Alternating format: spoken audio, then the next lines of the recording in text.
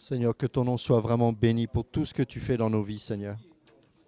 Merci pour ta parole si merveilleuse qui illumine les yeux de notre cœur encore. Émerveille-nous ce soir encore. Parle-nous et conduis-nous dans toute la vérité. Que nous puissions saisir toutes ces merveilleuses promesses que tu as pour nous. Que ta parole soit véritablement ancrée dans nos cœurs. Que nous ne soyons pas des gens ballottés à tout vent de doctrine, mais qu'au contraire nous puissions être enracinés dans ta parole, fidèles à la sainte doctrine et déterminés à vivre et à mourir pour toi et pour cette sainte doctrine. Que ton nom soit béni et que nous puissions être fiers d'être tes enfants, rachetés par la grâce, sauvés par le sang de l'agneau, le seul qui est digne, le seul qui mérite la louange et l'adoration. Et nous voulons ce soir t'acclamer, t'applaudir, parce que tu es le roi. Amen.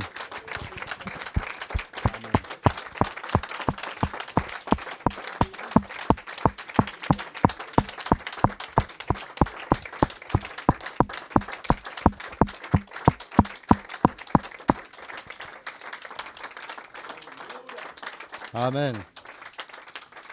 C'est lui l'enseignant, n'est-ce pas? Amen. Ça va? Ok. Bon. Est-ce que vous avez vu des étoiles cette nuit? Je n'ai pas regardé, je ne sais pas. Hein?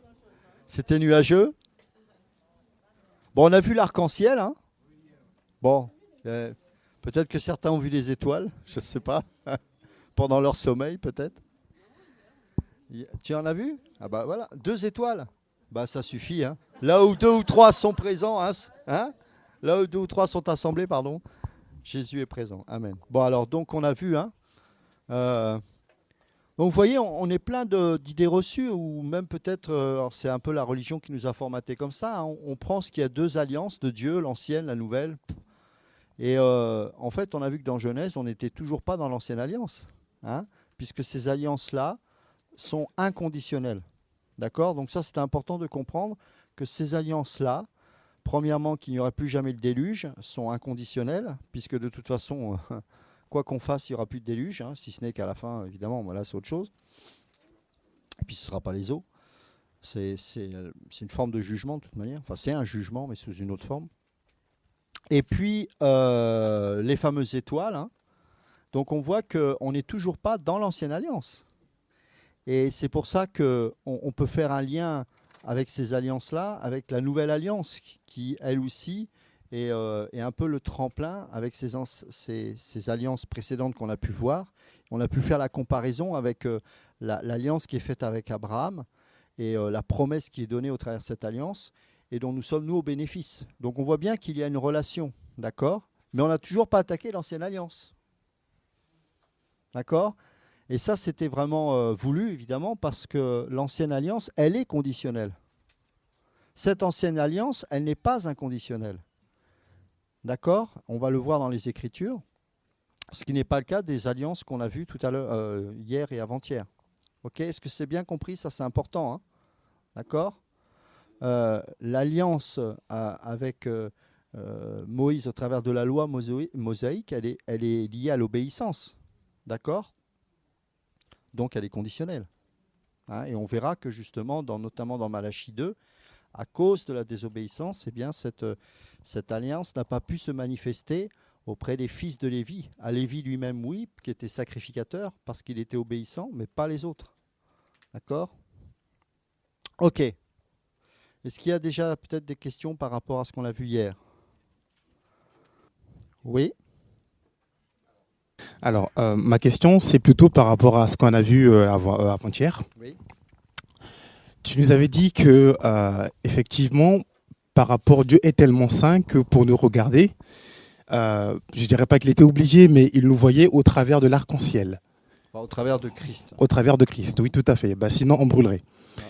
Et après, par contre, la question, effectivement, que je voulais poser, ou du moins avoir l'éclaircissement, c'est lorsque Moïse, la Bible dit par exemple dans Nombre 12, versets 7 à 8, que Moïse discutait face à face avec Dieu. Alors pourquoi est-ce qu'effectivement, lui, exactement, il n'a pas été... C'est ce qu'on appelle un anthropomorphisme. Vous savez ce que c'est ou pas? D'accord. Si on attribue des choses humaines à Dieu pour imager, pour illustrer. Mais évidemment, il ne l'a pas vu face à face. Personne ne peut voir Dieu et vivre. D'accord, c'est impossible. Et d'ailleurs, il a dit, fais-moi voir ta gloire. Il a dit, non, c'est pas possible. Hein, je vais passer par derrière, ma bonté et ma miséricorde va te traverser. D'accord, donc c'est juste une image, mais il n'a pas vu. Par contre, il était dans l'intimité de Dieu, ça c'est vrai, ce qui n'était pas le cas des autres, bien évidemment. Hein, c'est en cela qu'il pouvait le voir face à face, qu'il lui parlait comme un ami. D'accord. Donc c'est vrai que c'est une bonne question parce que des fois on ne comprend pas trop. Hein, mais c'est important de saisir que non, personne ne peut voir la face. Même nous, en tant qu'enfants de Dieu, sous la Nouvelle Alliance, on ne peut pas voir complètement Dieu. On serait complètement... Enfin, c'est impossible, quoi. Ok. Donc bonne question. Ça va, c'est clair. Okay. Est-ce qu'il y a une autre question? Ça va? Tout est clair? Bon, bah c'est bien. Ok, on continue alors. Alors, juste par rapport à, pour boucler un peu ces deux alliances entre guillemets inconditionnelles, on va lire Exode chapitre 2, à partir de verset 23 jusqu'au verset 25. Or, il arriva longtemps après que le roi d'Égypte mourut, et les enfants d'Israël soupirèrent à cause de la servitude, et ils crièrent. Et leur cri monta jusqu'à Dieu à cause de la servitude. Dieu entendit leurs gémissements, et Dieu se souvint de l'alliance qu'il avait traitée avec Abraham, Isaac et Jacob. D'accord? Donc cette promesse des fameuses étoiles, hein, la nation d'Israël qui allait naître et qu'il fallait qu'elle ait une nation, un pays, d'accord, un lieu, un territoire. Et là, nulle part, il est précisé que parce qu'ils se mirent à obéir à Dieu, Dieu allait honorer. Non, on voit bien que cette promesse est inconditionnelle parce que, à mon avis, l'état du peuple à l'époque, je ne sais pas ce qu'ils vivaient réellement avec Dieu. Hein. Certainement, la plupart se racontaient tout ce qui se passait auparavant, qui était leur père, hein, le Dieu d'Abraham, d'Isaac et de Jacob. Bon, forcément, il y a une histoire. Hein. Ce peuple était en train de se constituer. Et au travers de la souffrance, eh bien, je pense que ça a été utilisé, cette épreuve-là, justement, pour avoir un cœur désireux d'être sauvé. Mais en aucun cas, ils avaient la capacité de se transformer en super juifs religieux. Non, non, cette promesse-là, Dieu s'en souvint, point barre. Vous comprenez ça? Pourquoi? Parce que les cris sont montés jusqu'au Seigneur, et comme lui avait fait une promesse à Abraham et à sa descendance, eh bien, il a honoré cette promesse. D'accord? Donc, ils n'ont rien fait de spécial pour mériter cela. Ils n'ont rien fait, ils ont juste crié, parce qu'ils étaient dans la détresse. Ainsi, Dieu regarda les enfants d'Israël et il fit attention à leur état, hein, qui n'était pas forcément super, hein, forcément, ils souffraient. Voilà, donc ça c'est, je dirais, fin de cet enseignement sur ces promesses et ces alliances inconditionnelles. Maintenant, on va parler de l'ancienne alliance dans le sens tel qu'on l'entend là, hein, c'est-à-dire la loi mosaïque, l'ancienne alliance. Et demain, on parlera de la nouvelle alliance. Et ces deux alliances-là tournent autour, toujours, hein, comme les autres alliances, d'ailleurs, d'une alliance de sang. Mais là, cette ancienne alliance, elle correspond à l'alliance qui est faite au travers des lois cérémonielles. Et donc, pour qu'il y ait une nouvelle alliance, il fallait qu'il y ait l'accomplissement de ces lois. Et que cet accomplissement soit définitif. Parce qu'il fallait arrêter ce cercle, je ne vais pas dire infernal, ce n'est pas le mot approprié, mais ce cercle terrible que constamment il fallait refaire des sacrifices, en permanence, en permanence, en permanence. Pourquoi? Parce que ces sacrifices n'avaient pas de solution en eux-mêmes, ces sacrifices-là. Mais par contre, le fait de les répéter en permanence suscitait en eux le désir que ce soit réglé une bonne fois pour toutes, parce qu'à chaque fois, ça leur rappelait leur péché et qu'il fallait que le sang coule. Et ces animaux n'avaient pas pour vertu de satisfaire l'exigence de Dieu, mais de montrer qu'il fallait bien qu'enfin un agneau puisse ôter définitivement ce cercle-là. Ça va? Comprenez ça? D'accord. Donc là, vous voyez qu'on est sous un autre registre. Parce que beaucoup de gens confondent du fait que Dieu a donné différentes alliances, on ne sait plus trop. Et c'est pour ça que je tenais vraiment à préciser qu'il y a des alliances dans lesquelles nous-mêmes nous sommes dans l'accomplissement de ces alliances qui ont été manifestées par Dieu dans le livre de Genèse et qui n'ont rien à voir avec le cadre de l'ancienne et de la nouvelle alliance. Sinon, il n'y aurait pas l'arc-en-ciel. Bah oui. Rappelez-vous, le signe visible charnellement, par nos yeux charnels, hein, c'est Jésus, enfin c'est le Seigneur qui le dit lui-même hein, dans la parole, c'est cet arc-en-ciel, d'accord? Cet arc-en-ciel qui nous montre qu'effectivement, il n'y aura plus jamais le jugement par les eaux sur cette terre. Donc cette alliance, nous sommes encore au bénéfice de cela. Donc elle ne peut pas s'inscrire par rapport à l'ancienne alliance et la nouvelle alliance, ces deux alliances que nous allons aborder. C'est autre chose. Est-ce que ça va là? C'est important de comprendre ça. Hein. C'est pour ça que je suis contre le fait qu'on dise que Genèse, c'est l'ancienne alliance. C'est complètement faux. Ce n'est pas biblique de dire ça. L'ancienne alliance démarre à partir de l'alliance mosaïque. Les tables de l'alliance. C'est ça dont on parle souvent sans s'en rendre compte de l'ancienne alliance. Et nous, on va aller confondre ça avec l'Ancien Testament qui n'existe pas d'ailleurs, parce que le mot testament, il faut que celui qui fasse le testament meure. Hein, donc l'Ancien Testament, il n'y a que des animaux qui sont morts là-dedans. Hein. Voilà, donc le testament démarre à partir de la Nouvelle Alliance, même un petit peu avant, c'est-à-dire quand Jésus meurt. D'accord ? Et dans Acte 2, c'est la manifestation, la concrétisation de cet Ancien Testament, c'est le démarrage de la Nouvelle Alliance. D'accord ? Donc, c'est bien important de comprendre ça. Le Genèse ne s'inscrit pas dans l'Ancienne Alliance. Hein? Rappelez-vous ce qu'on a dit, les pharisiens, quand ils posaient des questions à Jésus sur le divorce, eux, ils parlaient de la loi mosaïque, mais Jésus les ramenait à Genèse. C'est pas un hasard. C'est parce qu'eux, ils restaient sur l'ancienne alliance, mais lui, il les amenait au commencement de toute chose, et nous revenons quelque part, puisque nous sommes nous avons un nouvel Adam, nous. Ah, Jésus est Adam, l'Adam parfait, mais nous sommes ses frères. D'accord ? Donc nous sommes revenus au commencement.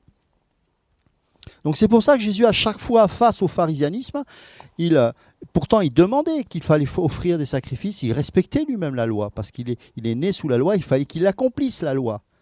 Mais à chaque fois qu'il y avait des questions d'ordre qui touchaient à l'homme, hein, au salut de l'homme, il ramenait à Genèse.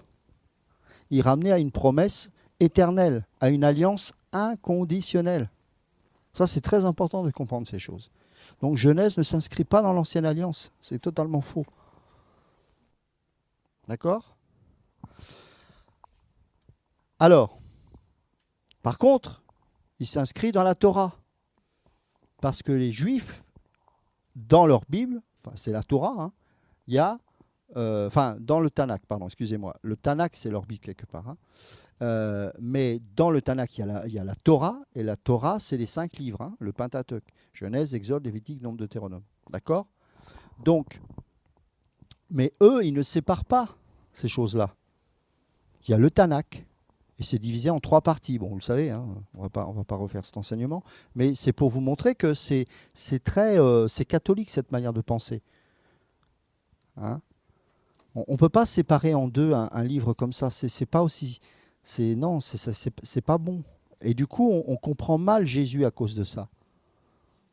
Parce que du coup, quand il nous ramène à Genèse, on ne comprend pas trop pourquoi il nous ramène à Genèse, alors que les pharisiens, quelque part, c'est normal qu'ils parlent de la loi mosaïque. Le divorce était autorisé.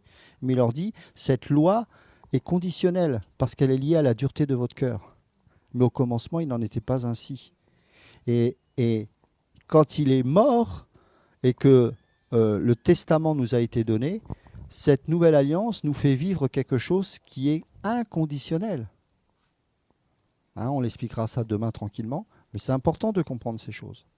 Donc là, ce que l'on va aborder, il faut bien comprendre que cette ancienne alliance est liée au sacerdoce lévitique. D'accord ? C'est-à-dire, ou ou les sacrificateurs, si vous voulez. C'est-à-dire tous ceux qui faisaient ces sacrifices-là, qui officiaient dans le temple ou avant le temple, dans le tabernacle, eh bien, ça devait les enseigner sur la venue du Messie. D'accord ? Et donc les Juifs, en faisant ces choses-là, eh bien, dans leur cœur, il y avait une attente de dire mais quand est-ce que cela va cesser ? Ça, c'est important.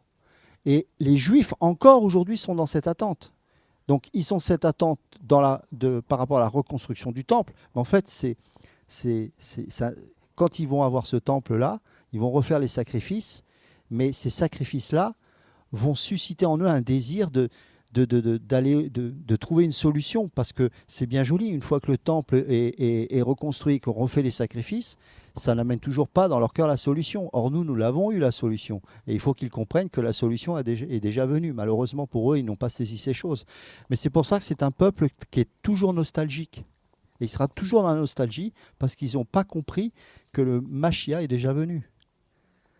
C'est un peuple qui est triste. Il y a une joie, mais quand vous entendez les chants, j'aime beaucoup les chants juifs, mais même quand c'est joyeux, il y a une nostalgie derrière. Hein, rappelez-vous, pour ceux qui ont eu cet enseignement sur la musique, hein, j'expliquais qu'ils jouent beaucoup d'accords en mineur. Et le mineur, le demi-ton, apporte une nostalgie, une tristesse. Hein, et c'est normal, hein, parce qu'ils sont dans l'attente. Nous sommes en majeur. On est dans la joie.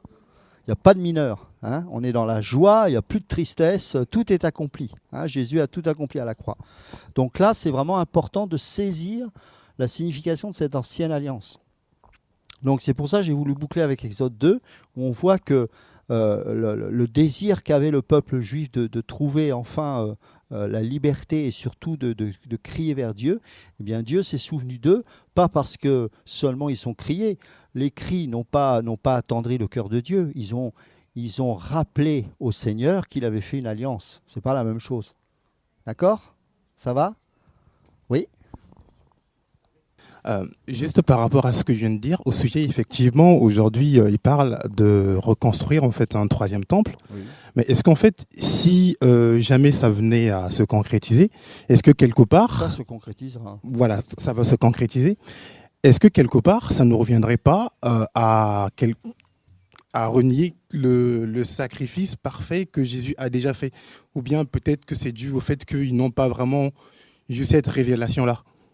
Les deux. Il y en a qui le renient, il y en a qui... Bah après, c'est comme les non-convertis. Je veux dire, de toute façon, ils ne sont pas convertis, les juifs. Donc, c'est pas parce qu'ils sont juifs qu'ils seront sauvés. Tu vois ce que je veux dire? On est sauvés sous la dispensation de la grâce au travers du sacrifice de Jésus, de croire en Jésus.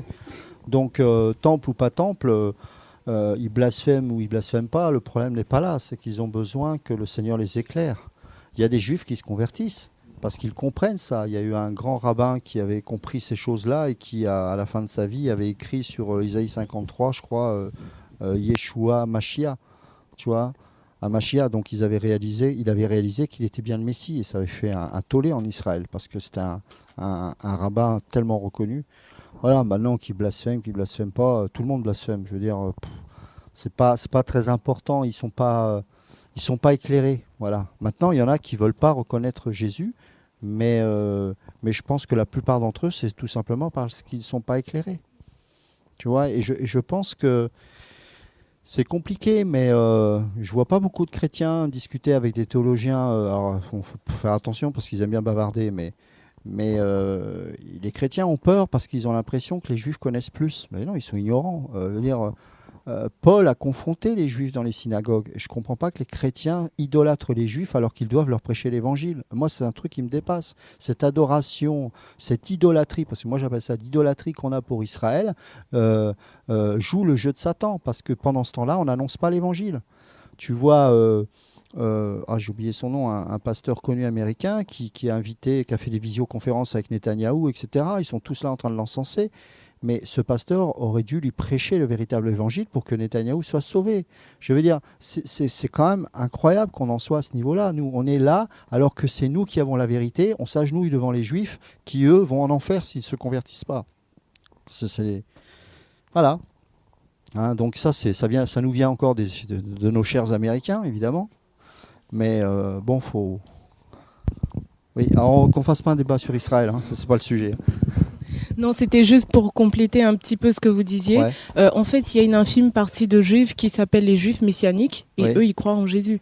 Donc, en effet, c'est vrai Ouais. que la plupart, non, mais il y a quand même un bon Ouais. groupe qui croit en Jésus et ceux-là, C'est je vrai. pense, devraient aussi être encouragés parce qu'ils se cachent, on les voit pas, ils s'affichent pas clairement. En fait, Ouais, alors bon, moi je suis pas fan parce que bon, ils aiment le Seigneur, c'est pas le problème, mais si tu veux, bon, je les connais un petit peu.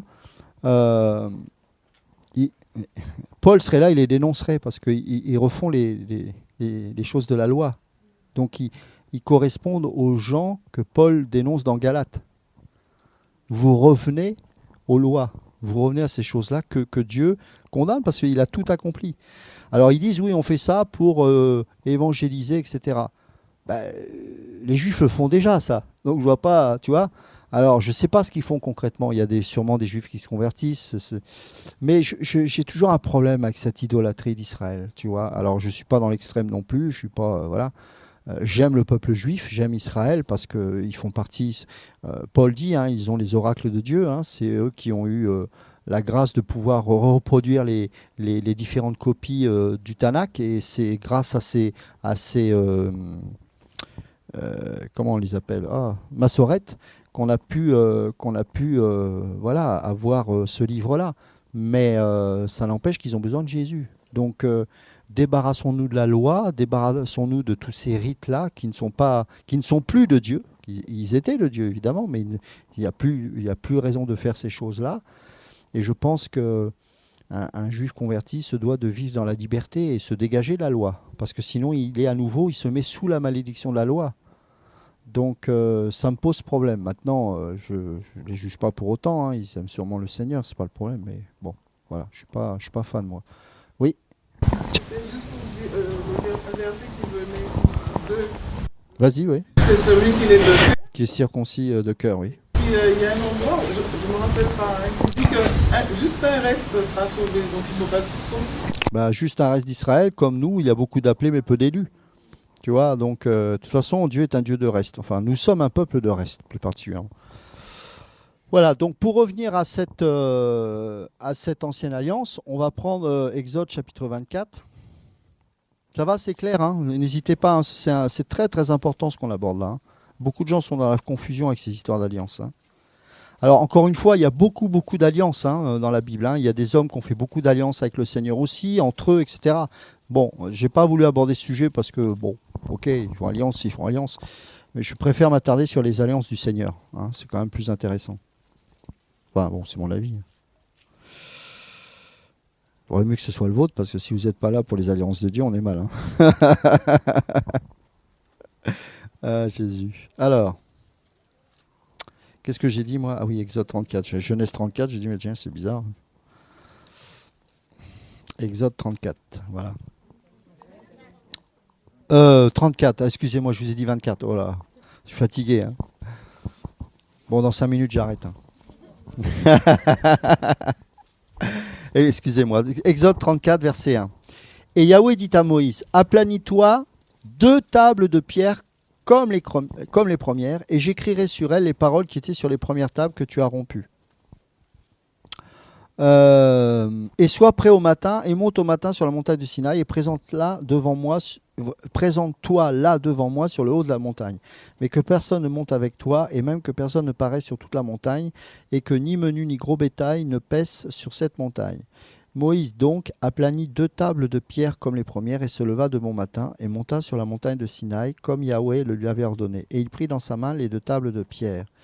Et Yahweh descendit dans la nuée, et s'arrêta avec lui, et cria le nom de Yahweh. Comme donc Yahweh passait par devant lui, il cria, Yahweh, Yahweh, le Dieu compatissant, miséricordieux, lent à la colère, abondant en bonté et en fidélité, qui conserve sa bonté jusqu'à 1000 générations, autant l'iniquité, le crime et le péché, qui ne tient point le coupable pour innocent, et qui punit l'iniquité des pères sur les fils et sur les fils des fils jusqu'à la 3e et la 4e génération.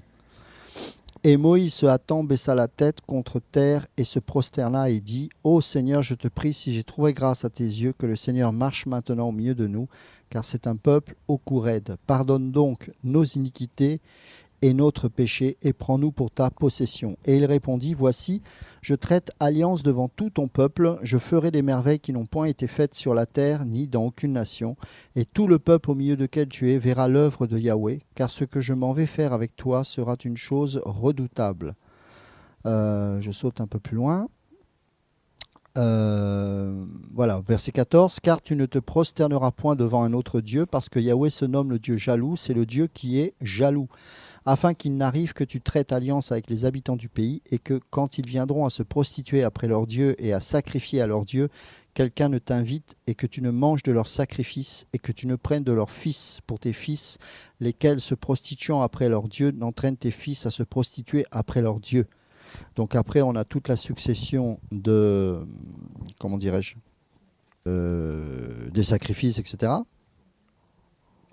Et puis, on va aller jusqu'au verset, on va prendre le verset 27.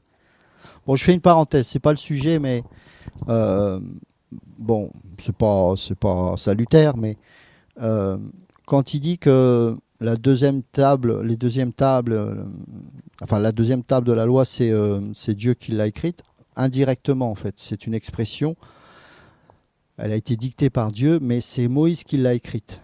Hein, ce qui n'est pas le cas de la première table, puisque Moïse, en écrivant cela, précise bien que. Alors, on pourrait dire oui, mais il a aussi dit dans les deux cas que c'est écrit de Dieu. Mais la différence, c'est que la première table, il précise que c'est par le doigt de Dieu, ce qui n'est pas précisé ici. Et au verset 27, il dira, Yahweh dit aussi à Moïse, écris ces paroles, car suivant la teneur de ces paroles, j'ai traité alliance avec toi et avec Israël. Alors pourquoi il lui demande ça, ce qui n'était pas le cas la première fois? La deuxième chose, c'est que la première fois, les deux tables étaient déjà préparées par Yahweh lui-même. Alors que là, il dit taille de pierre. Pourquoi? Parce qu'en fait, Moïse a toujours eu un problème avec la colère. Et il ne devait pas briser les tables. C'est pour ça que le Seigneur lui a dit, bah, maintenant tu vas comprendre ce que tu as fait, tu vas les réécrire. Et tu vas tailler ces pierres. Ça n'empêche pas que c'est quand même Dieu qui a écrit ces tables, d'accord? Mais la première fois, c'était des tables qui étaient préparées par Dieu lui-même et écrites du doigt de Dieu. C'est pour ça que Moïse précise bien doigt de Dieu, d'accord? Bon, je ferme la parenthèse. J'en étais où moi? Oui, 27. Donc verset 28. Et Moïse demeura là avec Yahweh 40 jours et 40 nuits, sans manger de pain et sans boire d'eau. Et Yahweh écrivit sur les tables les paroles de l'alliance, c'est-à-dire les fameux 10 commandements. Ok? Alors,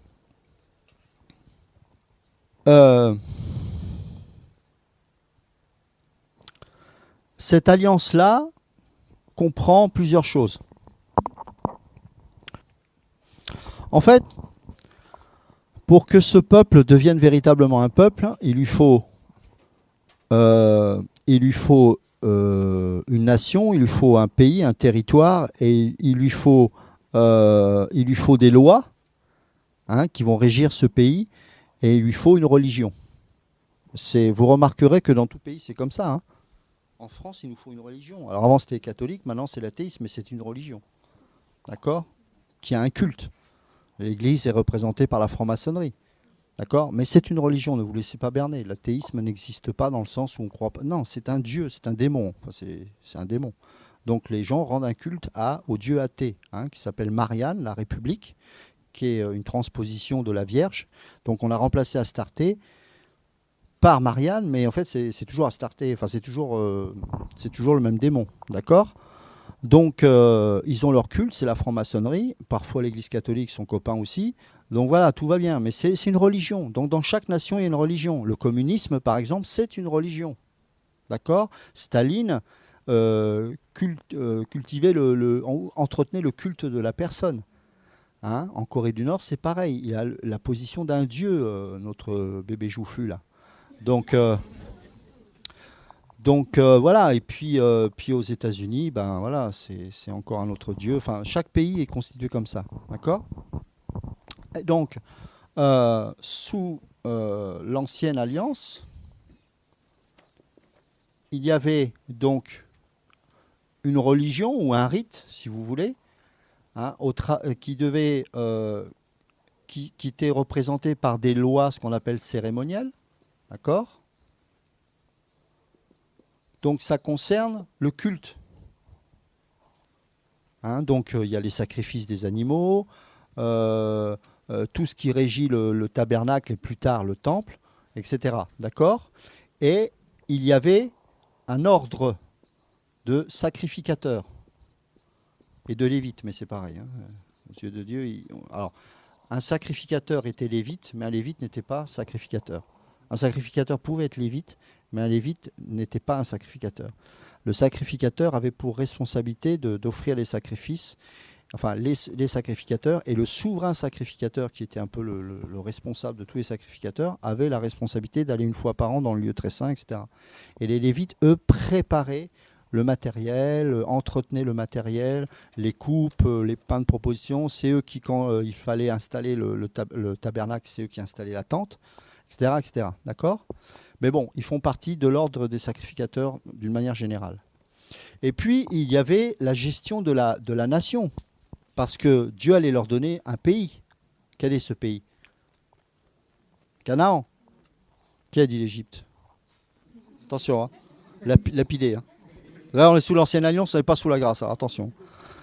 Donc, il fallait une loi, une loi sociale. D'accord ? Pour gérer ce pays. D'accord ? Et en France, on a des lois par rapport à ça aussi. D'accord ? C'est logique. Hein ? Tout ça, ça vient de Dieu. Hein ? On n'a rien inventé. Hein ? Évidemment, il faut la loi morale. Ce qui est chez nous l'équivalent du code civil, par exemple. D'accord ? Hein ? On ne peut pas faire tout et n'importe quoi. D'accord ? C'est ça les 10 commandements. Hein ? Tu adoreras ton Dieu, etc., etc. La loi sociale, c'était comment on gérait l'étranger, comment on gérait les pauvres, la répartition des territoires, les conflits quand on déplace les bornes de son voisin, la restitution, etc., le vol, comment on le gère, etc. Vous remarquerez que c'était une nation sans prison. Les prisons n'existent pas. Hein, c'était vraiment, si aujourd'hui, alors ça me paraît impossible, mais si aujourd'hui on respectait les lois sociales et morales, on n'aurait quasiment plus de problèmes. Enfin, on en aurait, mais ça serait géré correctement. Avec les systèmes des villes-refuges, c'était vraiment... quand on étudie en détail, c'est remarquable. Hein. Je vous assure que si une nation respecte ça, c'est nickel. Hein. Bon, de toute façon, ça ne changeait pas le cœur de l'homme, hein. Ça c'est sûr. C'est pour ça que ça ne peut pas être inconditionnel, parce qu'il fallait se sortir de ça quand même, parce que quand vous voyez les juifs vivre, les juifs pratiquants, c'est l'horreur, hein. C'est bourré de règles, c'est... Voilà, enfin bon. Donc tout ça, ça fait partie intégrante de l'Ancienne Alliance, mais évidemment, quand Jésus est mort, enfin avant même qu'il meure, sa mission, lui, sur cette terre, c'était pas de prolonger la loi morale, la loi sociale, c'était d'accomplir la loi cérémonielle, à savoir les sacrifices. Il fallait faire cesser les sacrifices, hein, qu'il n'y ait plus d'utilité à le faire. Parce que tout cela montrait que de toute façon, ça préparait le peuple à comprendre qu'il fallait un agneau parfait, qui allait définitivement régler le problème du péché. C'est pour ça que Jean le Baptiste est un prophète. Pourquoi ? Pas parce qu'il prophétise en hurlant dans un micro. Hein ? Un prophète, c'est pas ça. Hein ? Hein ? C'est celui qui est capable de voir le Machia. Hein ? Il a dit « Voici l'agneau de Dieu, celui qui ôte le péché du monde ». J'aimerais bien voir des prophètes de ce genre, plutôt que de brailler et de dire n'importe quoi. Hein ? C'est ça un vrai prophète. Bon, calme-toi, Ludo. Je vais encore me fâcher après. Alors, en même temps, il fallait quand même qu'ils répondent à... Alors la loi sociale, non, parce que... Enfin oui, si on veut, mais la loi sociale, c'était plutôt une loi pour gérer le pays en lui-même. Il n'y avait rien de spécifiquement... Enfin, c'était spirituel, mais voilà, c'était pas... À partir du moment où la nation allait disparaître, la nation juive, de toute façon, cette loi-là n'avait plus de notion n'avait plus de raison d'être, d'accord ? Hein, le pays est mort, il n'existe plus. Mais il fallait qu'ils répondent aussi aux exigences de la loi morale. Ça, c'était important. D'accord ? Et quand il était sur cette terre, il agaçait terriblement les pharisiens, parce que les pharisiens, en le voyant vivre, eux, lui, répondaient aux exigences de cette loi morale, mais pas eux. Le problème, c'est que la plupart d'entre eux étaient pourtant des sacrificateurs. Ça va loin, cette histoire. Parce qu'il était en train de leur dire, je hais vos sacrifices. Parce que l'obéissance vaut mieux que les sacrifices. L'obéissance à quoi? À la loi morale. Vous comprenez? Donc lui, il met le bazar là-dedans. Là. Quand Jésus vient sur cette terre, c'est le bazar. Parce qu'il n'est pas sacrificateur. Il ne l'est pas. Ben non, il vient de quelle tribu? Il ne peut pas être sacrificateur. Il n'a pas la légitimité. Enfin, humainement parlant, j'entends. Hein, bien évidemment, je suis d'accord que... Voilà. Mais ce qu'il faut... Ah, Seigneur, ça y est, il est en train de me rendre fou là. Ce qu'il faut comprendre, c'est que d'un point de vue humain, il ne devait pas être un sacrificateur. Parce qu'il était un sacrificateur céleste. Est-ce que vous comprenez? Et donc, il fallait qu'il soit hors du camp. Donc, il ne pouvait pas être sacrificateur. Parce qu'un sacrificateur ne pouvait pas être hors du camp. Et pourquoi il fallait qu'il soit hors du camp? Parce qu'il devait prendre les péchés du peuple. D'accord? Et donc, il fallait que ce fameux lion de la tribu de Juda, tout en étant hors du camp, puisse montrer, notamment aux pharisiens, mais bien sûr à tout le monde, que ce n'est pas parce que tu n'es pas de la tribu de Lévi ou d'Aaron que pour autant tu ne peux pas répondre aux exigences de Dieu par rapport à l'ancienne alliance. C'est ça qui met le bazar. Parce qu'à l'époque en Israël, quelle était la fierté des sacrificateurs? C'est qu'eux se disaient, on est les seuls à répondre aux exigences de Dieu. Ce qui est totalement faux. Mais avec le temps, la religion est rentrée dans leur cœur et ils se justifiaient de leur position soi-disant devant Dieu par leur sacerdoce, en disant, mais regardez.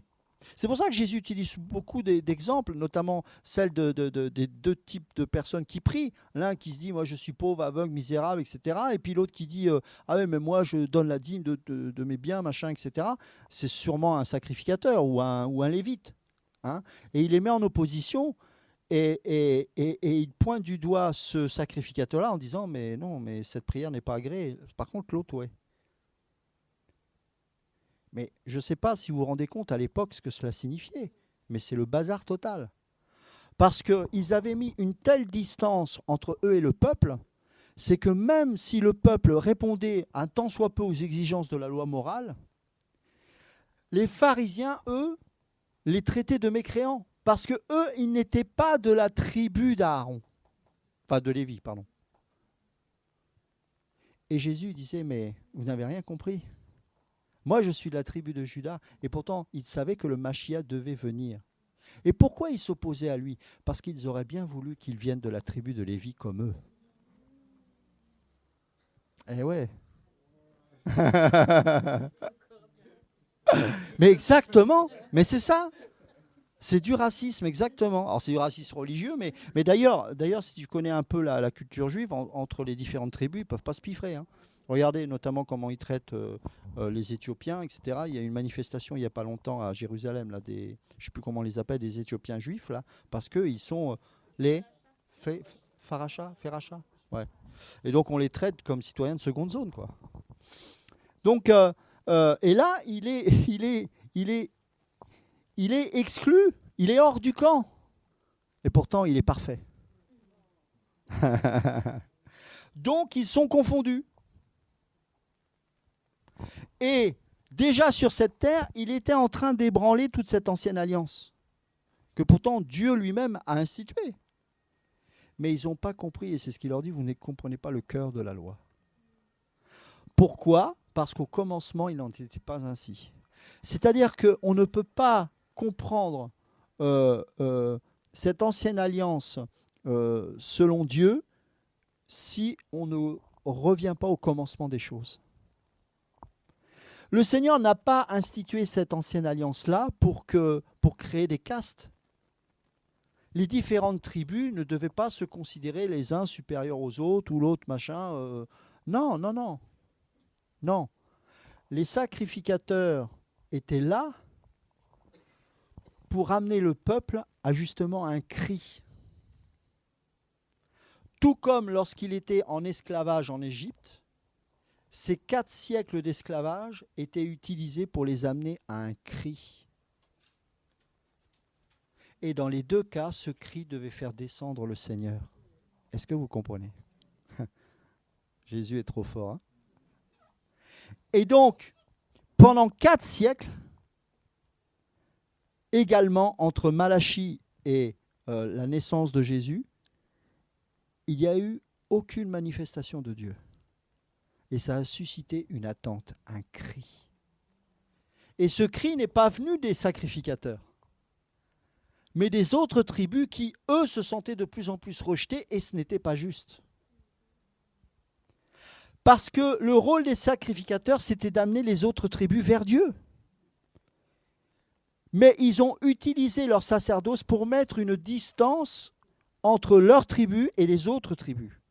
Et ça, ce n'était pas dans le plan de Dieu.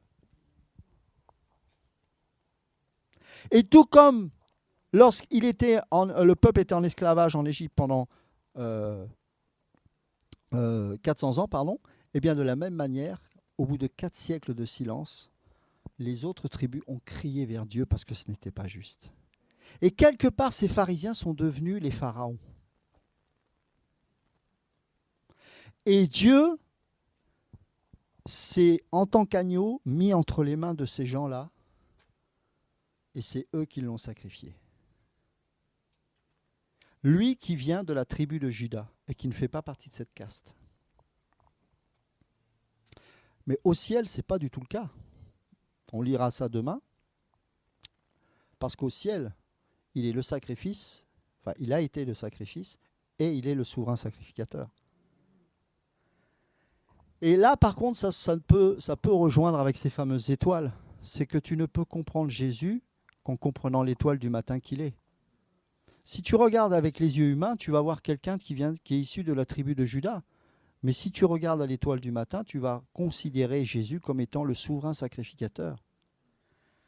Parce qu'il est Melchizedek, le Dieu qui vient, le sacrificateur qui vient de nulle part, d'un royaume qui n'est pas le nôtre, d'une ville qui est une ville quelque part céleste. Et il a montré ça à qui? La boucle est bouclée. À Abraham. C'est spécial, hein. C'est incroyable. Donc, d'un point de vue terrestre, ou plus exactement, cette ancienne alliance, quelque part, bien qu'elle soit de Dieu, était instituée avec des choses terrestres. Les animaux devaient être sacrifiés, il y avait des préparations de gâteaux, des machins, etc. Il y avait une loi sociale, il y avait une loi morale, il y avait des juges qui devaient juger, justement, lorsque ça dérapait, etc. Tout ça, c'est humain. Institué par Dieu, certes, mais humain. Et à chaque fois, les pharisiens ramenaient Jésus, essayaient en tout cas de ramener Jésus sur le domaine terrestre, légaliste. C'est là d'où vient le terme légaliste. Hein. C'est pas les évangéliques qui ont inventé ce terme, hein. C'est à cette époque-là. Les pharisiens étaient les légalistes. Et ils se targuaient, ils s'en vantaient d'être légalistes. Pourquoi? Parce que, rappelez-vous ce que je disais, dans le temple d'Hérode, il y avait 2 Sanhédrins. Vous vous souvenez de ça? Il y avait le petit et le grand. Mais le petit Sanhédrin, justement, était utilisé pour juger la loi morale. Alors, ce qui est important, c'est que c'est une nation. Alors, nous, on a connu ça avec l'Église catholique qui régnait sur la France, mais aujourd'hui, on ne peut pas le concevoir. C'est difficile pour nous de comprendre. Mais il faut savoir que la loi morale et la loi sociale n'est pas détachée du spirituel pour autant. Elle est spirituelle parce que ces 2 lois-là sont quand même inspirées et créées par Dieu. D'accord? Donc, ceux qui géraient la loi imaginée aujourd'hui, eh bien, dans un tribunal, ce serait un pharisien qui siégerait. Ce serait un sacrificateur, ce serait un lévite, ce serait des gens qui sont capables de comprendre la loi de Dieu et ils étaient logiquement censés être des juges équitables, honnêtes, intègres, ce qui n'était malheureusement plus du tout le cas à l'époque, et déjà bien avant. Et donc, dans le petit Sanhédrin, il y avait les pharisiens et les lévites et les sacrificateurs qui jugeaient de la loi morale et la loi sociale. D'accord ? Alors évidemment, sous Hérode, c'était limité parce que c'était la loi morale, la loi romaine qui régnait.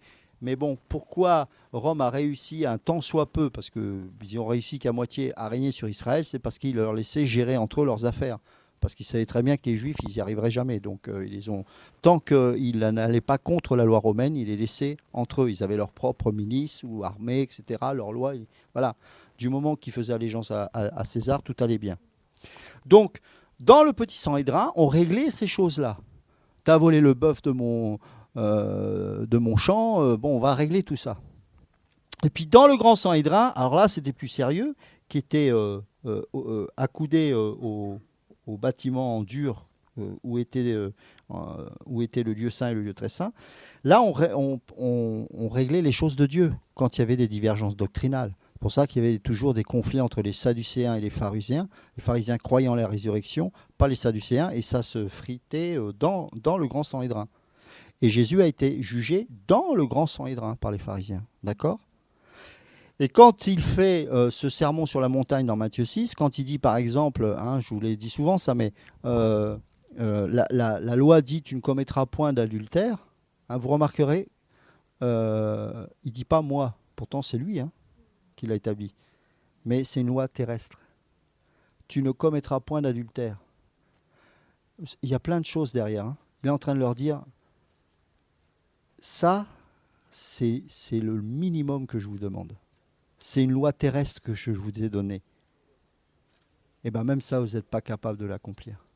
Mais je vais aller plus fort que ça. Donc là, il parle du petit Sanhédrin. Régler les problèmes d'adultère, c'était réglé là. Mais il dit, mais moi, je vous dis que celui qui a même convoité a déjà commis un adultère. Lui, il ramène ça au grand Sanhédrin. Vous comprenez ? Donc il met un bazar partout. Il met un bazar partout. C'est pour ça qu'un homme de Dieu ne peut pas être conciliant. C'est pas possible. Il le provoque même pas de lui-même. Il est de nature comme ça. Pourquoi ? Parce que, bon, d'abord Jésus, il est Dieu, mais n'oublions pas que c'est qu'en tant qu'homme qu'il se manifeste là. Et quand on a l'exigence et l'amour de la véritable parole de Dieu, on ne peut pas jouer à être des légalistes et à se contenter. Alors aujourd'hui, on ne fait plus ça, mais on va au culte, on va à l'église, on va machin. Et là, il faut casser tout ça. Jésus, il a chassé les vendeurs du temple. En même temps, il se soumettait à ces lois-là. Donc c'est compliqué parce qu'il obéissait aux exigences de la loi, mais en même temps, aux yeux des gens, la plupart des pharisiens notamment, il paraissait comme quelqu'un presque d'hors la loi. Pourquoi ? Parce qu'il était le seul capable de répondre à ces exigences, ce qui n'était pas le cas des pharisiens et des autres non plus. Donc, il faisait semblant. Il jeûnait et il montrait qu'il jeûnait, par exemple, en oubliant le sens du vrai jeûne selon Isaïe 58. Il n'était pas humble, il ne s'humiliait pas pour les pauvres.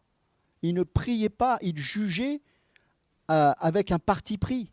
Il magouillait entre eux. Donc Jésus a mis le bazar quand il est venu sur cette terre et quand il a commencé son ministère surtout. Vous comprenez ?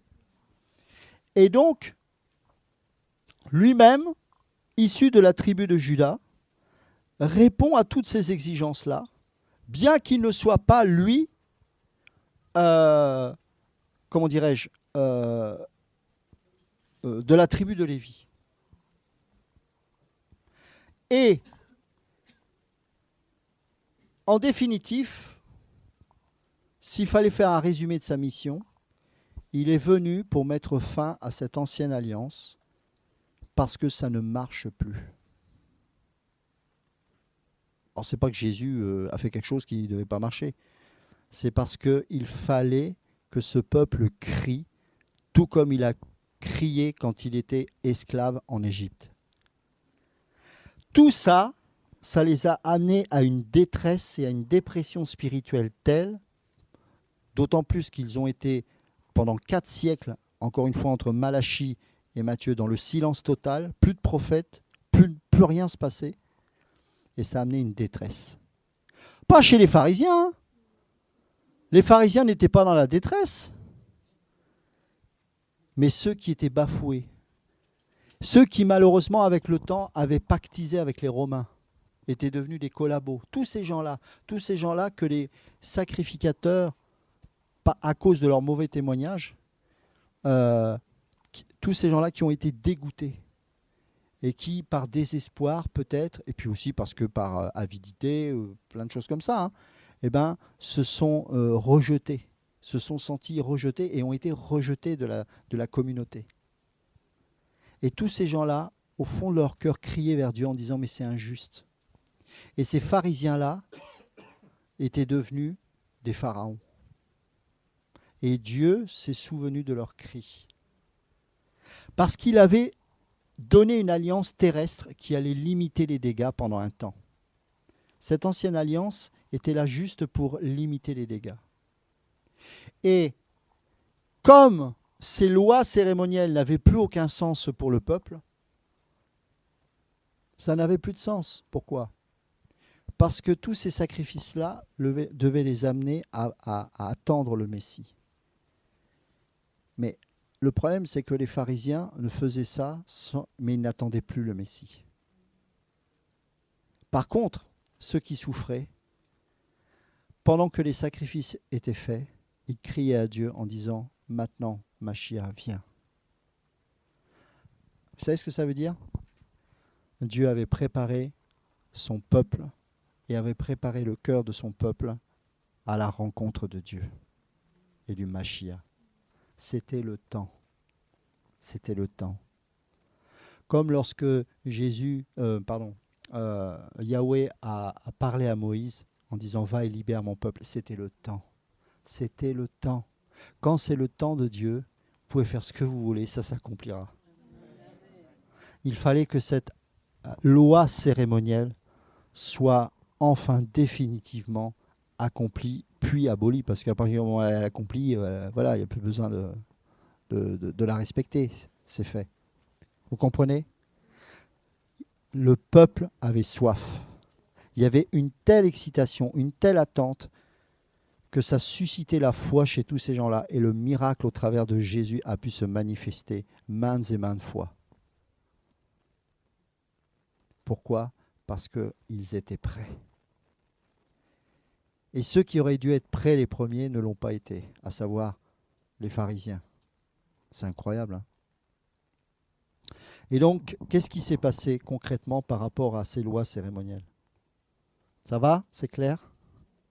Dormez pas, hein ? Si tu peux réveiller la sœur, je sais qu'elle est fatiguée, je comprends, mais c'est important de comprendre ces choses. Hein ? Oui ? C'est tout ça, c'est l'ancienne alliance en fait. C'est la loi morale, la loi sociale, la loi cérémonielle, c'est tout ça la loi mosaïque. Mais la loi mosaïque est représentée par les 10 commandements. D'accord ? Ces 10 commandements sont toujours en vigueur. Hein ? Tu ne tueras point, tu ne vas pas dire ah ben, c'est bon. Non, non. La différence, c'est qu'elle est inscrite dans nos cœurs et plus sur des tables de pierre. D'accord ? Donc ça a été possible grâce à la nouvelle alliance. On va pas, ça on l'expliquera demain, parce qu'il faut qu'on prenne notre temps par rapport à ça. Ok, maintenant, on va parler de cette ancienne alliance. Alors, on va prendre Malachie chapitre 2, verset 1. Maintenant, c'est à vous, prêtres, que s'adresse ce commandement. Donc, qui sont les prêtres là, sous l'ancienne alliance ? La tribu de Lévi, sacrificateurs, et les Lévites. Ok ? Verset 2, si vous n'écoutez pas et que vous ne preniez pas à cœur de donner gloire à mon nom, donc c'est conditionnel, hein, on dit Yahweh des armées, j'enverrai sur vous la malédiction et je maudirai vos bénédictions. Et déjà même je les ai maudites parce que vous ne prenez pas cela à cœur. Voici, je détruirai vos semences et je répandrai les excréments de vos victimes sur vos visages. C'est fort, hein ? Les excréments, dis-je, de vos fêtes, et on vous emportera avec eux. Alors vous saurez que je vous ai adressé ce commandement, afin que mon alliance avec Lévite subsiste, dit Yahweh des armées. Mon alliance avec lui était la vie et la paix. D'ailleurs, s'ils respectaient toutes ces lois-là, le Seigneur leur promettait la gloire de la nation d'Israël et la conversion des autres nations. Parce que le but, c'était que les autres nations se convertissent. D'accord ? Ça avait commencé sous Salomon, notamment avec la conversion, la reine de Saba. Malheureusement, il a failli à sa mission. Alors vous saurez que je vous ai adressé ce commandement afin que mon alliance avec Lévi subsiste, dit Yahweh des armées. Mon alliance avec lui était la vie et la paix. C'est ce que je lui ai accordé pour qu'il me craigne. Il a eu pour moi de la crainte et il a tremblé devant mon nom. La loi de la vérité était dans sa bouche et il ne s'est point trouvé de perversité sur ses lèvres. Il a marché avec moi dans la paix et dans la droiture et il en a détourné beaucoup de l'iniquité. Car les lèvres du prêtre, écoutez bien, hein, doivent garder la science. Hein, ce n'est pas les mathématiques, hein, d'accord, hein, c'est eux qui étaient les détenteurs du Tanakh et de l'enseignement au travers de la Torah aussi. C'est important ça. Ils devaient être déjà, eux, par leur témoignage, pas seulement des discoureurs, mais des gens qui vivaient véritablement, des vrais sages. Hein. Et c'est de sa bouche qu'on demande la loi. Donc vous voyez, c'était eux qu'on allait voir. Parce qu'il est un messager de Yahweh des armées. Mais vous vous êtes retirés de ce chemin-là. Vous avez fait broncher plusieurs dans la loi, vous voyez, et vous avez corrompu l'alliance de Lévi, a dit Yahweh des armées. C'est pourquoi je vous ai rendu méprisable et vil aux yeux de... Est-ce que vous voyez? C'est clair, hein? Parce que vous n'avez pas gardé mes voies et que vous avez égard à l'apparence des personnes quand vous enseignez la loi, n'avons-nous pas tous un seul Père? N'est-ce pas un seul Dieu qui nous a créés? Pourquoi donc agissons-nous avec perfidie l'un envers l'autre en violant l'alliance de nos pères? Écoutez bien, Judas s'est montré infidèle et une abomination a été commise en Israël et à Jérusalem. Car Judas a profané ce qui est consacré à Yahweh, ce qu'il aime. Il s'est marié à la fille d'un Dieu étranger. Yahweh retranchera l'homme qui fait cela, celui qui veille et qui répond. Il le retranchera des tentes de Jacob et il retranchera celui qui présente une offrande à Yahweh des armées. Voici une autre chose que vous faites. Vous couvrez l'autel de Yahweh de larmes, de plaintes et de gémissements, en sorte qu'il n'a plus égard aux offrandes, et qui ne peut rien agréer de vos mains. Il s'est bouché les oreilles pendant plus de 4 siècles. Et en même temps, il a entendu le cri du peuple. Bon, c'est particulier, mais... Et vous dites pourquoi ? C'est parce que Yahweh est intervenu comme témoin entre toi et la femme de ta jeunesse contre laquelle tu agis avec tromperie. Et toutefois, elle est ta compagne, et la femme qui t'a été accordée. Or, il n'en a fait qu'un. Voyez, hein, ça vous rappelle rien, ça? Est-il permis à l'homme de divorcer? Ça vous rappelle rien, ça? Hein, là aussi, il parle du commencement, là. Vous n'avez pas remarqué quelque chose d'étonnant? Il reproche aux hommes de la loi de ne pas respecter cette loi de l'ancienne alliance, mais il les ramène quand même au commencement. C'est-à-dire qu'on ne peut pas comprendre le cœur même de la loi sans comprendre le commencement de toute chose. C'est intéressant. Hein? Or, il n'en a fait qu'un, et néanmoins, il y avait en lui abondance d'esprit. Mais pourquoi n'en a-t-il fait qu'un? C'est parce qu'il cherchait une postérité de Dieu. Gardez-vous donc dans votre esprit. Et quant à la femme de la jeunesse, prenez garde qu'on n'agisse pas avec tromperie avec elle. Car Yahweh, le Dieu d'Israël, a dit qu'il hait la répudiation. Mais on couvre la violence sous sa robe, a dit Yahweh des armées. Gardez-vous donc dans votre esprit et n'agissez point en perfide. C'est fort, hein? Vous fatiguez Yahweh par vos paroles et vous dites, en quoi l'avons-nous fatigué? C'est quand vous dites, quiconque fait le mal plaît à Yahweh et il prend plaisir à de tels gens. Autrement, où est le Dieu de jugement? Et regardez, là maintenant, qu'est-ce qui va se passer? C'est un très beau livre, Malachie. Malachie chapitre 3, voici, j'enverrai mon messager. Il préparera le chemin devant moi. Donc évidemment, c'est Jean-Baptiste. Hein, et soudain entrera dans son temple, qui? Que vous cherchez. Qui est-il? L'ange, alléluia, l'ange de l'alliance que vous désirez. Voici, il vient, dit Yahweh des armées. Mais qui pourra soutenir le jour de sa venue? Qui pourra subsister quand il paraîtra? Car il sera comme le feu du fondeur et comme la potasse des foulons. Et il sera assis comme celui qui raffine et purifie l'argent. Il nettoiera qui? Les fils de Lévi, et il les épurera comme l'or et l'argent, et ils présenteront à Yahweh des offrandes avec justice.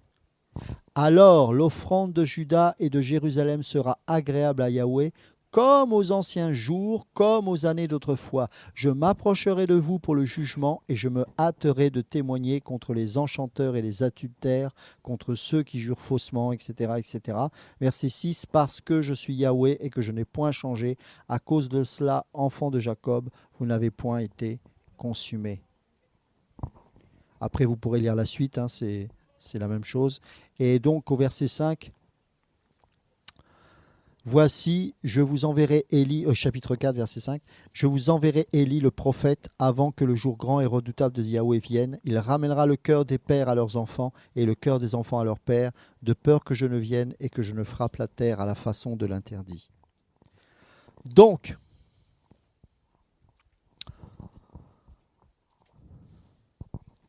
il a fallu que ce soit quelqu'un extérieur à la tribu de Lévi, qui soit parfait, bien plus consacré que les Lévites eux-mêmes, pour montrer que tout souverain sacrificateur qu'il est et tout sacrificateur qu'ils sont, ils ne sont pas à la hauteur de celui qui n'est pas de leur tribu. C'est fort, hein? Et on le voit aujourd'hui. Vous avez des soi-disant gens qu'on méprise, qui savent à peine parler, et qui vont avoir une sagesse de Dieu pour confondre les théologiens, des gens comme ça. C'est le même principe. C'est le même principe. Le Seigneur ne se laisse pas impressionner par nos beaux discours, ou par notre théologie, ou par notre bac, ou je ne sais pas quoi. Non. Donc, sous la loi cérémonielle, rappelez-vous, on avait parlé de quelque chose de particulier, hein, notamment dans le livre d'Exode. Donc il y avait ce qu'on appelait le coffre de l'Alliance. Et ce coffre était en bois d'acacia. Le bois nous parle de l'humanité de Christ, d'une manière symbolique. Il est l'arbre de vie. Et ce bois-là était recouvert d'or pur. D'or pur, hein. L'or que vous avez sur vous, même s'il est très beau, n'est pas pur, parce que l'or pur est mou. Il faut du métal à l'intérieur pour rigidifier l'or. Hein, parce que l'or pur, c'est quelque chose de très mou. Donc, cet or-là, c'est comme de la poudre, en fait, et qu'on recouvrait tout le coffre qui était en bois de cet or-là. Donc, c'était vraiment magnifique. Hein. Et à l'intérieur, hein, rappelez-vous, hein, il y avait la verge d'Aaron qui avait fleuri. Il y avait la manne qui était dans une coupe. Bon, alors, du temps d'Hérode, il n'y avait plus la manne. Hein. Mais bon, logiquement, sous Exode, c'est ce qu'il y avait. Et il y avait les tables de la loi. D'accord ? Ça, c'était dans le coffre. Et puis, par-dessus, il y avait un couvercle. D'accord ? Comment on l'appelait, ce couvercle ? Voilà. Qu'est-ce que ça veut dire, propitiatoire ? Voilà. La faveur. La faveur. Les péchés n'étaient pas effacés, ils étaient couverts. La grande différence. D'accord ? Ils étaient couverts symboliquement en plus et provisoirement. Donc, pas terrible. Hein. Enfin, c'est beau, mais en même temps, voilà. Pourquoi ? Parce qu'encore une fois, il fallait que le peuple crie à un moment donné, qu'il dit, mais on n'en peut plus, on veut la solution. Ouais. Et c'était le temps, là. On l'a lu dans Malachie, notamment. Et là, il y avait donc ces fameux chérubins. Bon, je vais essayer de faire un effort. Alors, tac. Là, je fais des efforts, hein, et je progresse. Le premier qui dit non, je vous rappelle qu'on est encore sous la loi. je précise pour les auditeurs, je parle par rapport à la session d'aujourd'hui où on prêche la loi. Demain, je ne pourrai plus vous lapider. Ok, donc, ça se retrouvait où, ça, ce bel objet? Voilà. Saint des saints, ou le lieu très saint. Ok. C'est la seule chose qu'il y avait. Il n'y avait que ça, d'accord? Tout le tour, c'était des planches en bois d'acacia. Et ces mêmes planches étaient recouvertes d'or pur. Dans le temple d'Hérode, parce que le tabernacle c'était encore autre chose, mais dans le temple d'Hérode, il y avait encore la présence de ces deux chérubins-là, et les ailes touchaient chaque extrémité du mur opposé. Ça, je ne peux pas le dessiner là, ça, sinon on ne va rien comprendre. Mais voilà, donc c'était immense, quoi. Le temple d'Hérode, je pense que, je ne sais pas, je n'ai pas regardé les mesures exactes, mais ces deux anges devaient faire au moins 15 ou 20 mètres de haut. Hein. Et il y avait un voile ici. Alors c'était plus un tapis qu'un voile, hein, parce qu'il faisait 1 mètre d'épaisseur, hein, ce voile. Ah bah oui, ça rigole pas. Hein. Sous Hérode, hein, j'entends. Et il y avait 2 anges qui étaient représentés. Vous vous souvenez de ça? Bon, c'est les mêmes que ceux-là. Hein, et c'est les mêmes que ceux qui sont là, debout là. Ok. Qu'est-ce qu'il y avait à l'entrée du jardin d'Éden une fois qu'Adam et Ève avaient chuté et été expulsés de ce jardin? Il y avait les deux chérubins. Quelle était leur fonction? Les empêcher d'aller dans le jardin d'Éden. Pourquoi? À cause du péché. Bon, bah, on va peut-être aller plus loin parce qu'à cause du péché, ça, c'est bien, mais ce n'est pas vraiment la réponse. Pourquoi? Parce que même dans cet état, Dieu ne voulait pas les faire souffrir. Imaginez quelqu'un pécheur qui aurait encore continué à goûter l'arbre de vie pour l'éternité. La mort est une grâce. Parce que quand tu es pécheur et que les jours se prolongent, ta chair, elle pourrit. Donc tu pèches de plus en plus. D'accord? C'est pour ça que les années de vie des hommes, au fur et à mesure, se sont raccourcies. C'est une grâce. Il vaut mieux mourir sans Dieu à 70 ans que sans Dieu à 900 ans. Je parle, dans les deux cas, on va en enfer, hein, je vous rassure. Enfin, c'est pas rassurant, mais ce que je veux dire par là, c'est que c'est sûr qu'une fois qu'on va en enfer, c'est terrible. Mais aujourd'hui, sous la dispensation de la grâce, on n'a pas besoin de 900 ans pour comprendre que Jésus veut nous sauver. D'accord? Ça, c'est notre responsabilité à nous de nous abandonner à Christ.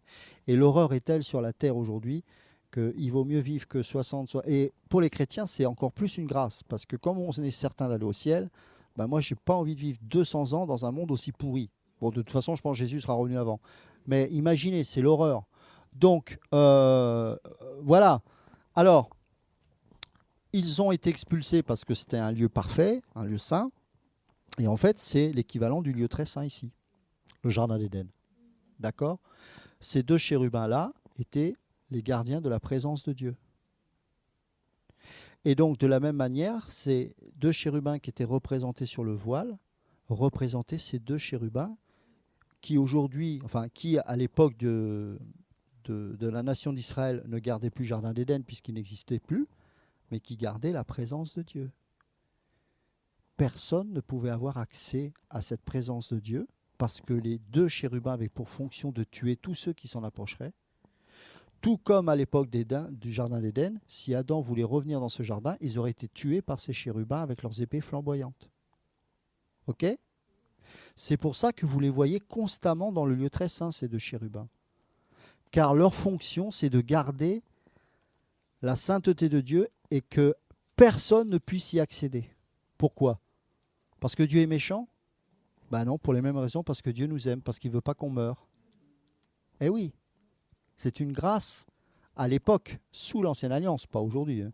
Sous l'Ancienne Alliance, c'était une grâce de ne pas pouvoir s'approcher de Dieu. Parce que s'approcher de Dieu, en dehors du souverain sacrificateur le jour des expiations, bah, c'était la mort assurée. Donc non, ce n'était pas le but. Le but, c'était de nous enseigner qu'il fallait qu'un jour, ces chérubins laissent passer. Mais qui allait avoir l'autorité de faire plier les chérubins? Parce que Dieu lui-même respecte les principes qu'il a institués. C'est fort, hein? Donc, Le souverain sacrificateur, une fois par an, ça devait être spécial de rentrer là. Hein. Alors sous Hérode, le Seigneur n'y était plus, bien évidemment. Hein. Mais à l'époque où il y était, hein, donc avant la déportation, etc., du peuple, hein, on voit ça dans Ézéchiel 10 et 11, il y avait la présence de Dieu. Tout comme dans le tabernacle sous Moïse, il y avait la présence de Dieu. Elle se situait où, cette présence de Dieu? Il était où, le Seigneur? Enfin, il est partout, hein, mais il se manifestait dans un lieu là. Au milieu des chérubins, hein, on appelle ça la nuée. Rappelez-vous, hein, d'où il sort l'arc-en-ciel? De la nuée. Hein. C'est pour ça que cette alliance inconditionnelle et cette promesse de Dieu qu'il n'y aura plus jamais le déluge, elle nous est sortie de la nuée. C'est une alliance céleste, pas terrestre. D'accord? Bon, bref, on en a parlé. Alors, là, vous aviez la présence de Dieu. Ok. Pourquoi les chérubins, là, ces deux-là, avaient le regard fixé vers le propitiatoire et non pas vers l'extérieur? Ok. Parce que s'ils regardaient vers nous, ils seraient venus nous tuer. Ben oui, c'est leur fonction. Pas de nous tuer, mais de garder la présence de Dieu. Donc imaginez, par exemple, moi je vais m'approcher là, il me voit, je suis mort. C'est symbolique, hein, on est d'accord. Donc, le Seigneur les a quelque part créés pour qu'ils aient ce regard tourné vers un lieu particulier. Parce qu'il savait qu'il allait y avoir quelque chose ici qui allait être appliqué. C'était quoi? Le sang. C'est pour ça que je vous dis que quand Jésus vous voit, en fait, il ne vous voit pas. Parce que si vous verrez tel que vous êtes, vous seriez mort depuis longtemps. D'accord? Parce que les anges sont toujours là. Ils existent, ces anges-là. Donc c'est eux qui ont la mission de nous tuer, si on voit la gloire de Dieu comme ça. Mais ils voient le sang. Ils ont le regard incliné non pas vers nous, mais vers le sang. De la même manière, aujourd'hui, les fameux anges qui nous regardent, ils regardent quoi? Le sang de Jésus-Christ. Au travers de... quand ils nous voient, nous, ils voient le sang. Sinon, on serait... Vous comprenez? Donc, c'est pour ça que dans cette fabrication de ce couvercle, hein, je vous rappelle que tout ça fait partie du couvercle, eh bien, les anges ont le regard fixé sur le sang qui était ici aspergé sur le coffre tous les ans, une fois par an, le jour des expiations, et c'était le sang des sacrifices des animaux qui représentait l'expiation du peuple, une fois par an, et c'est le souverain sacrificateur qui faisait ça. Et là, il y avait la présence de Dieu. Ok. Le problème, c'est que Dieu nous aime. Enfin, c'est pas un problème, c'est une grâce, mais sous cette alliance-là, on ne pouvait pas jouir pleinement de son amour. Parce qu'il y avait une distance entre Dieu et l'homme. Et on le voit avec toutes ces choses-là. Hein. Maintenant, cette ancienne alliance était là pour renseigner le peuple juif et les préparer à une autre alliance. C'est-à-dire que pendant des générations et des générations, ils ont tué des agneaux, des moutons, des chèvres, des pigeons, des machins, nanana, pour que de génération en génération, on puisse comprendre qu'un jour, les sacrifices cesseront. Parce qu'il fallait trouver un agneau dans le troupeau qui soit parfait. Est-ce que vous savez que quand un berger cherche un agneau, par exemple, pour la nourriture, il prend toujours un agneau sans tache. Et il utilise l'expression sans tache. C'est-à-dire un agneau qui n'a pas de défaut. Donc le berger, qu'est-ce qu'il fait dans tout le troupeau? Il cherche. C'est pour ça qu'il fallait que Jésus soit homme. Parmi tous les agneaux que nous sommes, il fallait en trouver un. Bah oui, il en fallait un sans tache. Ah, il ne peut pas regarder à nous, il n'y en a pas. Mais parmi les hommes, il y en a eu un. C'est Jésus. Et Jésus, regardez, là c'est Jérusalem. Là c'est le temple. Le parvis représentait un tiers de la ville de Jérusalem. on peut mettre 10 cathédrales dans ce parvis, tellement que c'était grand. C'était immense.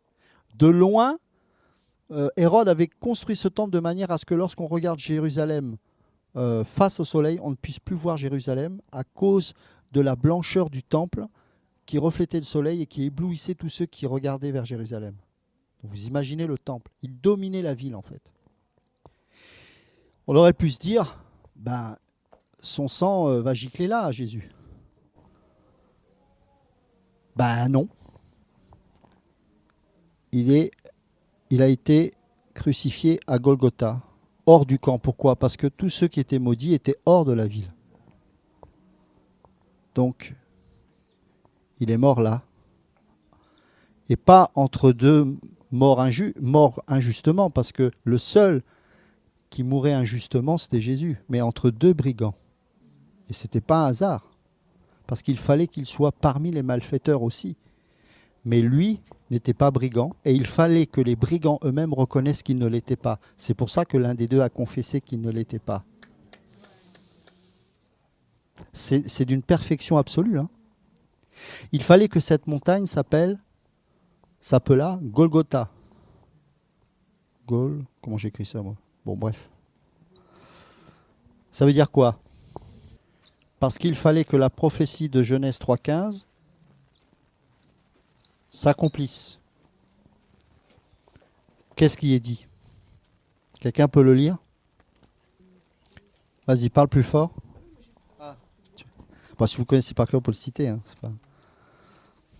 on va lire avec la version BJC parce que le terme écrasé est plus juste. Genèse 3,15. Et je mettrai inimitié entre toi et la femme. Alors c'est qui toi? Toi et la femme. Le serpent. Toi c'est le serpent. Donc une inimitié entre le serpent et la femme. Une séparation entre deux postérités. Ok? Vas-y, continue.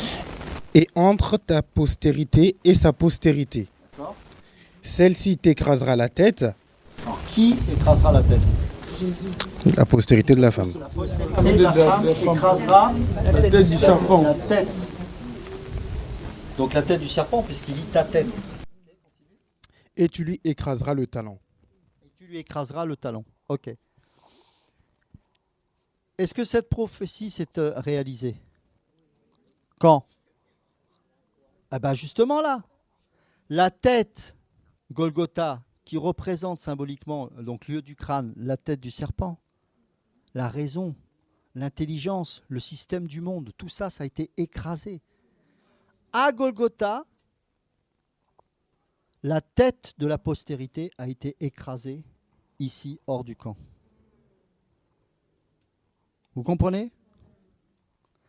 Et donc, et le talon, oui, pourquoi? Parce que quand il est mort à la croix, on lui a percé les mains et les talons. Enfin, d'accord?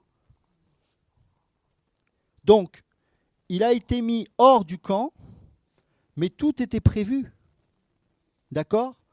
Et il fallait qu'il meure, et par sa mort, il écrasait la tête du serpent. Ça veut dire que une fois que la tête du serpent est écrasée, bah, c'est bon, quoi. Tu peux choper le serpent par la queue, faire ce que tu veux, la tête écrasée, c'est fini, c'est réglé. Hein. Il a son compte. Il n'est pas venu écraser la queue, hein, parce que quand vous mordez la queue du serpent, vous le chopez, bah, la tête, elle va se retourner vers vous, elle va vous piquer. D'accord? C'est pour ça que Paul n'a rien eu à craindre quand le serpent dans les broussailles l'a piqué, parce qu'il savait que la tête a été écrasée. Hein? Mais bon, je ne sais pas s'il en avait conscience, mais bon. Donc, ça, c'est important que cela se passe ainsi. Alors, je vous ai déjà partagé au niveau du gouvernement humain qu'il fallait qu'il comparaisse que le gouvernement légal de l'époque, à savoir Rome, le déclare innocent, ce que Ponce Pilate a fait en se lavant les mains, il l'a déclaré innocent. Il fallait qu'il comparaisse avant cela devant le Sanhédrin et qu'il se déclare effectivement comme fils de Dieu, mais pas devant Rome, parce qu'il n'a pas de compte à rendre à Rome, mais au souverain sacrificateur. D'accord? Le souverain sacrificateur, qu'il le veuille ou pas, il fallait que ce soit le souverain sacrificateur qui le sacrifie. Ben oui. Il devait... Ben oui. Donc le sang, ben voilà, vous comprenez? C'est pour ça que quand il a déchiré son manteau, qu'il le veuille ou pas, il a accompli la volonté de Dieu. Parce qu'il ne fallait pas que ce soit Ponce Pilate qui le fasse. Lui, il ne voulait pas de toute façon Ponce Pilate. Il dit, mais il est innocent ce gars. Donc il a été déclaré innocent légalement. Mais le souverain sacrificateur, il fallait qu'il sacrifie cet agneau. Ce n'était pas un autre membre d'une autre tribu qui devait le faire. Il fallait que ce soit, ou même un autre sacrificateur, il fallait que ce soit le souverain sacrificateur. Et en déchirant son manteau, il a condamné à la croix Jésus-Christ. Donc il ne le savait pas, mais il était dans la pleine et entière volonté de Dieu. Enfin, il était sous la souveraineté de Dieu, on va dire, parce que de toute façon, il détestait Jésus. Donc, mais vous voyez, c'est précis. Ensuite, il fallait qu'il soit... Donc il est venu voir... enfin, on l'a emmené à Ponce Pilate, et Ponce Pilate l'a envoyé à qui? À Hérode. Il fallait que le roi, le faux roi des Juifs, parce que lui c'était un faux roi, reconnaisse qu'il n'est pas roi. Parce qu'il avait en face de lui le roi des rois. Qu'est-ce qu'il a fait alors? Il l'a reconnu. Est-ce que vous savez qu'il l'a reconnu roi, Hérode? Il lui a donné son manteau. Il s'est moqué de lui en faisant ça. Mais ce qu'il était en train de faire, c'était un acte prophétique. Il lui a donné... Non, il ne lui a pas donné couronne. Il lui a donné le manteau. D'accord? Ensuite, bien sûr, après, on lui a tressé, je crois que c'est les Romains, non? Je ne sais plus. Ouais, qui ont tressé une couronne d'aubépine. Et voilà. Et ce qui est encore plus fort, c'est qu'ensuite, on le ramène à Ponce Pilate. Et il fallait que Ponce Pilate, le gouvernement légal de l'époque, le reconnaisse roi. Qu'est-ce qu'il a fait? Il a dit « Ecce homo », voici l'homme. Et il s'est manifesté avec son manteau de pourpre et sa couronne d'épines. En d'autres termes, il a dit « Voici l'homme qui est le roi ». Et c'est Rome qui a dit ça. La perfection de Dieu. Ensuite, il a fallu qu'il soit emmené donc, dans ce lieu dont on a parlé tout à l'heure, qui est Golgotha. Donc, sur la croix, il meurt, mais avant de mourir, il se passe beaucoup de choses. Donc, il est cloué au bois. Pourquoi? Est-ce que vous savez que la croix est le seul objet, c'est un objet qui n'a existé qu'au temps de Rome. Les Grecs ne tuaient pas les gens, on ne crucifiait pas les gens. La croix, c'était à l'époque de Rome. Donc il a choisi cette période-là bien précisément. Et pourquoi la croix? Parce que la croix était un objet de malédiction. C'est-à-dire que les Romains ne pouvaient pas mourir à la croix, par exemple. Même s'ils tuaient, même s'ils faisaient n'importe quoi. Ça, c'était vraiment la racaille des racailles, quoi. D'accord? Et il fallait qu'il soit maudit. D'accord? Puisque c'est un objet de malédiction. Alors, maudit quiconque est pendu au bois. Ok? Donc, il fallait que la prophétie d'Ésaïe 53 et 55 s'accomplisse. D'accord? Pendant ce temps, il se passe quelque chose au ciel. Ah, ce Jésus-là.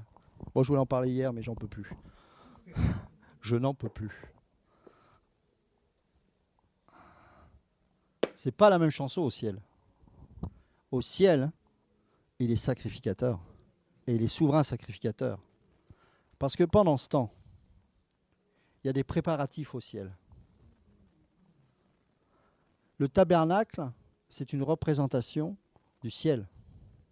Le temple également est une représentation du ciel. Dans le ciel, au ciel, pardon, il y a le lieu saint, le lieu très saint, il y a le parvis, il y a toutes ces choses. Ok. Qu'est-ce qui se passe ensuite? On va dessiner ici le coffre. Mais ce coffre-là, c'est le coffre céleste. D'accord? On va représenter, on va transposer le lieu saint et le lieu très saint, on va le mettre au ciel. Là, sur la croix, il est crucifié entre deux brigands. Il y en a un des deux qu'il reconnaît comme étant juste. Lui-même, d'ailleurs, sera sauvé et ira au ciel avec Jésus. L'autre se moquera de lui. Ok. Les Romains constatent quelque chose de particulier chez Jésus, c'est que alors que le massacre s'achève, ils sont surpris de voir que Jésus meurt plus vite que les crucifiés de l'époque. Parce que la malédiction, la croix est un objet de malédiction, mais surtout un instrument de torture. Pourquoi ? Le but, c'était de faire mourir ces hommes-là lentement. Et en les mettant comme ceci, alors je m'excuse pour les auditeurs, mais je suis obligé de mimer un mouvement. Donc, quand on fait ceci comme ça, imaginez que tout votre poids repose sur les bras et les jambes. Et pendant quelque temps, vous arrivez à tenir comme ça, par la force des jambes. Mais ce qui se passe, c'est que vous commencez à expérimenter une asphyxie au niveau des poumons. Vous n'avez plus de place pour respirer. Et avec la faiblesse comme ça, le corps s'affaisse. Et non seulement vous commencez à avoir la cage thoracique comprimée, ce qui crée une condensation dans les poumons, et il y a de l'eau qui commence à se condenser dans les poumons, mais en plus ça tire sur vos bras qui sont cloués par les clous. Donc ça fait mal. Et de plus en plus, vous n'arrivez plus à souffrir. Et vous pouvez rester des jours comme ça. Ok. Et les Romains, quand ils sont pressés, parce que des fois, il y a un tel abattage. Oh, pardon. Merci. Il y a un tel abattage que, voilà, il y en a d'autres qui sont sur la liste, donc il faut y aller. Pour aller plus vite, ils vont rompre les jambes. Pourquoi ? Alors, je refais le mouvement. Le seul moyen de survivre pour un crucifié, c'est de se tenir sur ses jambes le plus longtemps possible pour avoir un petit peu d'oxygène. À partir du moment où tu romps les jambes, flaf, tu comprimes complètement la cage thoracique et tu meurs par asphyxie. Tu ne meurs pas par le sang, tu meurs par l'asphyxie. D'accord ? Donc, qu'est-ce qu'ils font ? Ils brisent les jambes des deux brigands pour qu'ils meurent cette fois. Mais au moment d'arriver à Jésus, ils constatent qu'il est déjà mort. Parce qu'il fallait que la prophétie s'accomplisse, qu'aucun de ses os ne soit brisé. Et les autres diront, mais pourquoi lui, il est mort plutôt que les autres ? Bah, écoutez, j'aimerais bien voir Jésus à l'époque, lui qui faisait des jeûnes à répétition. Je pense qu'il avait un corps très très affaibli, qui fait qu'à comparer aux autres, il n'avait quasiment plus de force physique. Donc c'est la raison pour laquelle il est mort plus tôt que les autres. Il était, je pense, relativement maigre. Il a quand même reçu des coups de fouet. Voilà, c'était quelqu'un qui, voilà, il n'était pas, il était bien maltraité. Donc du coup, bah ouais, il était mort plus tôt que les autres. C'est logique. D'accord ? Maintenant, bizarrement, il y a un centenier qui se pointe. Non, c'est un soldat, pardon. Il y a un soldat qui se pointe, on voit ça dans Jean 19. Et qui prend la lance et perce le flanc de Jésus. Et il en sort quoi ? De l'eau et du sang. Alors c'est logique, il n'y a rien de mystique là-dedans. Bon, le sang, évidemment, tu mets une lance dans le corps, je saigne. Mais l'eau, pourquoi ? Parce que je vous ai expliqué tout à l'heure, ça crée une condensation, la compression de la cage thoracique des poumons, et donc ça crée des poches d'eau. Et donc quand on perce le flanc, c'est juste en dessous des poumons, c'est la condensation, c'est l'eau. Mais en même temps, il fallait que la prophétie s'accomplisse. D'accord ? Et quand Moïse a frappé le rocher, il en est sorti quoi ? Qui est le rocher ? Voilà. Tout ça, c'est dans la perfection et le timing de Dieu. Le sang et la parole qui nous lave. D'accord ? Donc le sang a coulé bien avant la croix, mes amis. Le sang a coulé quand il a été flagellé, le sang, voilà. Et là, évidemment, il avait, à mon avis, il avait plus de chair, parce qu'à l'époque, on l'a crucifié, on l'a flagellé, avec des espèces de... C'est comme des lames de rasoir qu'on met au bout des fouets. Et donc, 40 coups moins 1, c'est limite un coup de plus, c'est la mort. Donc les soldats romains calculaient leur manière de fouetter, de manière à ce qu'un coup de plus, et puis il était mort. Donc je ne vous dis pas, c'était horrible à voir. D'accord ? Et donc, qu'est-ce qui se passe à ce moment-là ? Le sang coule. Pendant ce temps, au ciel, il se passe quelque chose. Parce que les anges, ils ne voient plus n'importe quel sang. Ils voient le sang de l'agneau. Pendant qu'il meurt hors du camp, au ciel, il est l'agneau et le sacrificateur.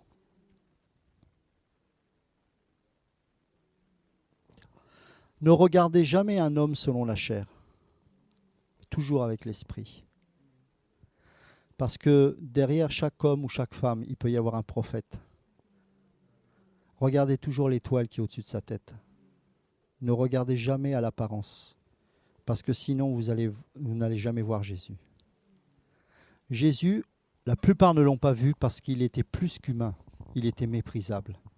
Il n'avait ni éclat, ni beauté, ni rien de tout cela. Si tu veux voir Jésus tel qu'il est, regarde à l'étoile, cette étoile du matin qu'il est aussi. Si tu t'arrêtes à un Jésus qui naît dans une étable, tu ne verras jamais l'étoile. Mais si tu te laisses conduire par l'étoile du matin, tu verras que ce bébé n'est pas un bébé, c'est Dieu. Ne considère jamais et ne méprise jamais le frère et la sœur qui est à côté de toi. Parce que si tu la méprises, c'est Dieu que tu méprises. Parce que derrière chaque homme et chaque femme, il y a un oint et une ointe de Dieu. Parce qu'il y a une étoile qui est au ciel. Et peut-être qu'il ne règne pas ou qu'elle ne règne pas sur cette terre, mais sache qu'aux yeux de Dieu, elle est déjà au ciel. Ne touche pas à loin de Dieu. Ne touche pas à loin de Dieu. Et moi, je ne vous parle pas d'un pasteur, je vous parle d'un homme et d'une femme nés d'en haut. Vous comprenez? C'est très différent. Il y a des pasteurs qui ne sont pas des étoiles. Ce n'est pas une question de fonction ou de titre. C'est une question, es-tu né de nouveau, oui ou non? Et ça, c'est très important. Et vous savez, le grand problème du christianisme aujourd'hui, c'est qu'on ne sait pas voir les gens autrement que par rapport à ce qu'ils font. Et ça, c'est le drame. On est très impressionné par la religion. Et ne redevenons pas comme ces autres tribus en Israël qui étaient fortement impressionnés par les pharisiens, fortement aussi dominés par eux, au point que ces pharisiens se comportaient comme des pharaons.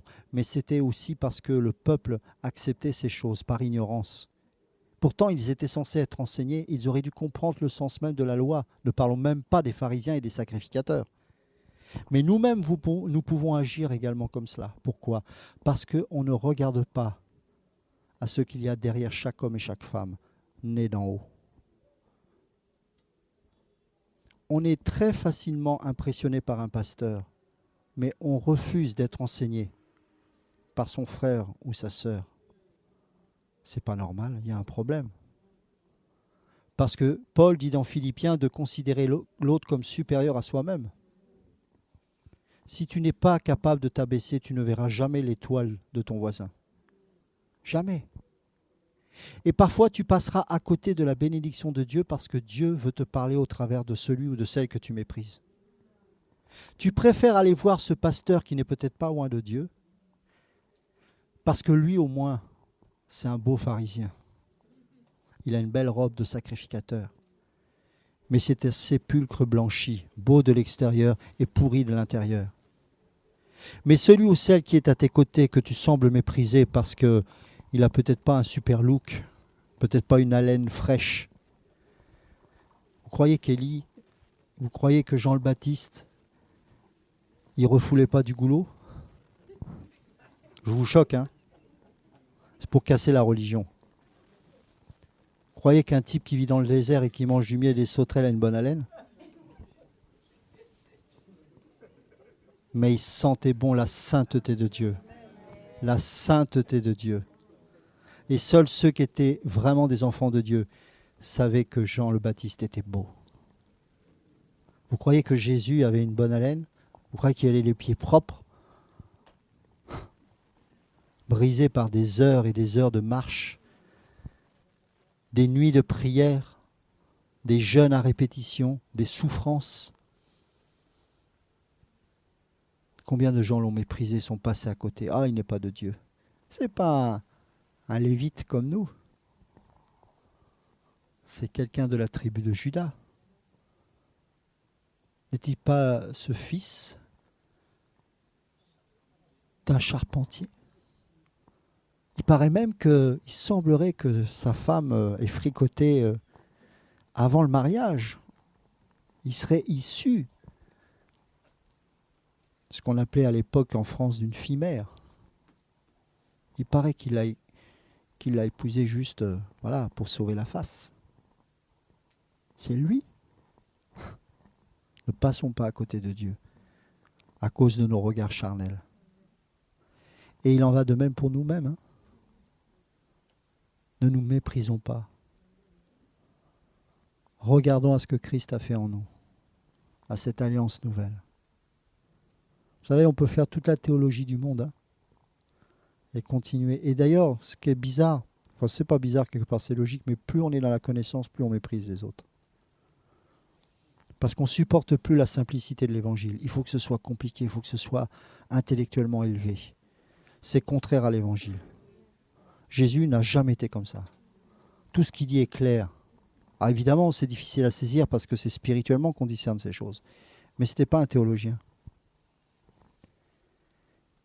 Et il nous a donné l'intelligence, son esprit pour qu'on puisse comprendre les choses. Et combien de fois on peut passer à côté de ce Dieu-là? Chaque personne ici présente est précieuse aux yeux de Dieu. Et chaque âme qui se présente devant moi, je dois la considérer comme supérieure à moi-même. Pas parce que je dois le faire ainsi, mais parce qu'elle l'est. Car Dieu fait grâce uniquement aux humbles. Si tu es orgueilleux, il te résistera. Il y a des tas de gens qui vont faire des kilomètres pour aller voir Bénigne. Cet homme enflé d'orgueil, sorcier, possédé comme pas permis. Alors que ta voisine, qui sert le Seigneur depuis 30 ans et qui prie jour et nuit, il suffirait simplement d'aller frapper à sa porte, parce qu'elle a quelque chose pour toi à te dire, de la part de Dieu. On est complètement fou. On ne comprend rien. On ne comprend rien. Que Dieu nous pardonne. Que Dieu nous pardonne. Il a fait tout ça, vous vous rendez compte? Et demain, on parlera plus précisément de ce qui s'est passé au ciel, évidemment. Il a fait tout ça pour qu'on ait une relation avec Dieu directement. Avec tout ce que je vous ai dit là, j'espère que vous comprenez que c'était impossible à tout homme d'expérimenter ce que nous expérimentons aujourd'hui. C'était impossible. Il a fait tout ça, pas pour que tu ailles voir ton pasteur. En tout cas, si, un pasteur, Jésus. Et à chaque fois que tu te prives de cette relation pour aller vers un homme ou une femme, tu attristes le cœur de Dieu. Cherchez premièrement le royaume de Dieu. Ce n'est pas chercher premièrement ton pasteur. Cherche pas premièrement ton église. L'église n'est pas le royaume. L'église fait partie du royaume. Mais l'église n'est pas le royaume en elle-même. Elle fait partie intégrante du royaume. Mais nous, on s'arrête à l'église. Non, regarde au royaume. Cherchez premièrement ton église. Cherche premièrement ton église. Non. Cherchez premièrement le royaume de Dieu et sa justice, et toutes choses vous seront données par-dessus. Matthieu 6, 33. C'est important ça. Hein, on va lire ce passage. On va prendre à partir du verset 19. Ne vous amassez pas des trésors sur la terre où les vers et la rouille détruisent et où les voleurs percent et dérobent. Mais amassez-vous des trésors dans le ciel où les vers et la rouille ne détruisent pas et où les voleurs ne percent ni ne dérobent. Car là où est ton trésor, là aussi sera ton cœur. Là où est la lampe du corps, l'œil est la lampe du corps. Si donc ton œil est en bon état, tout ton corps sera éclairé. Mais si ton œil est mal disposé, tout ton corps sera ténébreux. Si donc la lumière qui est en toi n'est que ténèbres, combien seront grandes les ténèbres mêmes? Nul ne peut servir deux maîtres, car ou il haïra l'un, il aimera l'autre, ou il s'attachera à l'un et méprisera l'autre. Vous ne pouvez pas servir Dieu et Mammon. C'est pourquoi je vous dis, ne vous inquiétez pas pour votre vie de ce que vous mangerez, de ce que vous boirez, ni pour votre corps de quoi vous serez vêtus. La vie n'est-elle pas plus que la nourriture, et le corps plus que le vêtement ? Considérez les oiseaux du ciel, car ils ne sèment ni ne moissonnent, ni n'assemblent dans des greniers, et cependant votre Père céleste les nourrit. N'êtes-vous pas beaucoup plus excellent qu'eux ? Et qui est celui d'entre vous qui puisse par ses inquiétudes, ajouter une coudée à sa stature ? Et pourquoi vous inquiétez au sujet du vêtement ? Apprenez comment croissent les lys des champs. Ils ne travaillent ni ne filent. Cependant, je vous dis que Salomon même, dans toute sa gloire, n'a pas été vêtu comme l'un d'eux. Si donc Dieu revêt ainsi l'herbe des champs, qui est aujourd'hui sur pied et qui demain sera jetée au four, ne vous vêtira-t-il pas plus à plus forte raison, ô gens de petite foi ? Ne vous inquiétez donc pas en disant « Que mangerons-nous ? Ou que boirons-nous ? Ou de quoi serons-nous vêtus ?» vu que les gentils recherchent toutes ces choses. Car votre Père céleste sait que vous avez besoin de toutes ces choses. Pourquoi demander quelque chose que Dieu sait et se soucie déjà ? Mais cherchez premièrement le royaume de Dieu. Vous n'avez pas remarqué combien nos prières ne sont pas passées à la croix ? On n'a pas des prières de crucifiés. On prie tout le temps pour nos besoins personnels. On ne prie pas pour le réveil. On ne prie pas pour les conversions. On ne prie pas pour celui qui nous maltraite. On ne prie pas pour notre patron. On ne prie pas pour notre président, pour nos préfets. On ne prie pas pour qu'il y ait des missionnaires dans le monde. Pourquoi ? Parce qu'on est encore attaché à ce monde. Si on était réellement comme ces oiseaux, selon 1 Pierre 2,11, comme des étrangers, des voyageurs sur cette terre, on n'aurait même plus ce genre de prière. Je vois pas Hudson Taylor, je vois pas Spurgeon, je vois pas Jonathan Edwards, je vois pas John Segelworth, je vois pas George Muller, je vois pas Darby, je vois pas ces gens-là prier pour leur nourriture. Muller priait, oui, pour la nourriture de ses orphelins, oui, ça c'est sûr. Je ne vois pas ces gens-là prier pour avoir une belle maison. Je vois des gens qui étaient plaqués au sol et qui priaient. Hudson Taylor qui priait pour la Chine, qui priait pour la conversion des mandarins. Je ne voyais pas Jean Hus prier pour une belle maison. Et sur le bûcher, il chantait des louanges de Dieu.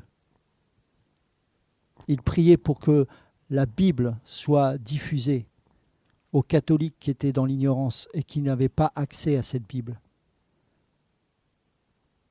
Je ne vois pas Luther prier pour ses besoins personnels, car il était omnubilé par la réforme, révolté par les indulgences qui étaient imposées au peuple par l'Église catholique, révolté contre cette doctrine qui consistait à croire qu'on était sauvé par les œuvres. Il n'était pas préoccupé par ses besoins personnels. Je ne vois pas les frères moraves prier pour une maison, vu que dès leur conversion, ils partaient en mission avec leur cercueil car ils savaient qu'ils n'allaient pas revenir. Je ne voyais pas le comte Zinzendorf prier pour un plus grand château, non. Il a donné son château pour les frères moraves, pour la formation et pour la mission. Où sont ces hommes et ces femmes aujourd'hui ? Êtes-vous de ces gens-là ? Il est temps, il est vraiment temps, mes amis, que le Seigneur nous donne la compassion des âmes, le feu de la mission, le feu du royaume. Rappelez-vous, allez, multipliez-vous, dispersez-vous sur toute la surface de la terre, remplissez-la. Et ce commandement, reproduit à 2 reprises, au travers d'Adam et de Noé, s'est renouvelé avec Jésus dans Matthieu 28, 19 et 20. Allez, faites de toutes les nations des disciples, les baptisant. Allez, dispersez-vous. Et quand il y a eu la Pentecôte, il a fallu qu'en 70 après Jésus-Christ, le temple soit détruit pour que ce même peuple de Dieu se disperse à nouveau. Il a fallu la persécution. Et encore aujourd'hui, il faut la persécution pour qu'on évite toutes ces tours de Babel que de nous-mêmes on a tendance à faire et à construire. Jésus n'est pas mort pour ça. Hein. Il n'est pas mort pour qu'on soit heureux sur cette terre. Je plains ceux qui sont heureux d'être ici, sur cette terre. Je les plains parce qu'ils n'auront pas envie d'aller au ciel. Je ne suis pas heureux d'être là. Ça ne m'empêche pas d'expérimenter le bonheur, mais il n'est pas lié à ça. Je remercie Dieu de ne pas être dans un pays en guerre où on tue les chrétiens. Mais j'attends avec ardeur et avec foi cette Jérusalem céleste. Je la désire. J'attends d'être consumé par l'amour de Jésus-Christ, jusque dans mon corps glorifié lorsqu'il le sera. Et ça doit être le désir de nous tous. C'est pour ça qu'il est mort. Ce n'est pas pour autre chose. Il n'est pas mort pour que tu sois riche sur cette terre. Et mon cœur saigne quand j'entends des prédicateurs prêcher des doctrines de mammon. L'argent, l'argent, l'argent. Ils sont des Balaam. Et ils forcent le peuple à faire des alliances avec des idoles, avec des dieux étrangers. C'est une honte. Je bénis Dieu pour ce merveilleux réveil qu'on est en train de voir. Et je vous assure, ce n'est que le début. Je suis émerveillé de voir que, vous savez, moi franchement, je vais juste finir avec ça, c'est peut-être pour vous encourager, en tout cas j'espère que ça va vous encourager, mais en 1996, vous savez, quand je suis revenu au Seigneur, je n'étais pas en bon état et franchement, j'avais tellement fui le Seigneur qu'en revenant une fois pour toutes, je me disais, bon, de toute façon, je suis sauvé, c'est déjà pas mal. Hein, parce que j'avais tellement résisté. Et c'est pas que j'étais découragé, mais j'attendais rien de Dieu. J'étais tellement content déjà d'être sauvé. Je dis, Seigneur, ça me va, je prie Dieu, je me sanctifie. Les appels de pasteur, ça, j'y pensais pas, puis ça ne m'intéressait pas. Franchement, je revenais tellement de loin que, enfin, c'est mon expérience. Hein. Et un jour, j'étais dans une conférence de jeunes d'ailleurs. Bon, j'étais presque jeune encore à l'époque.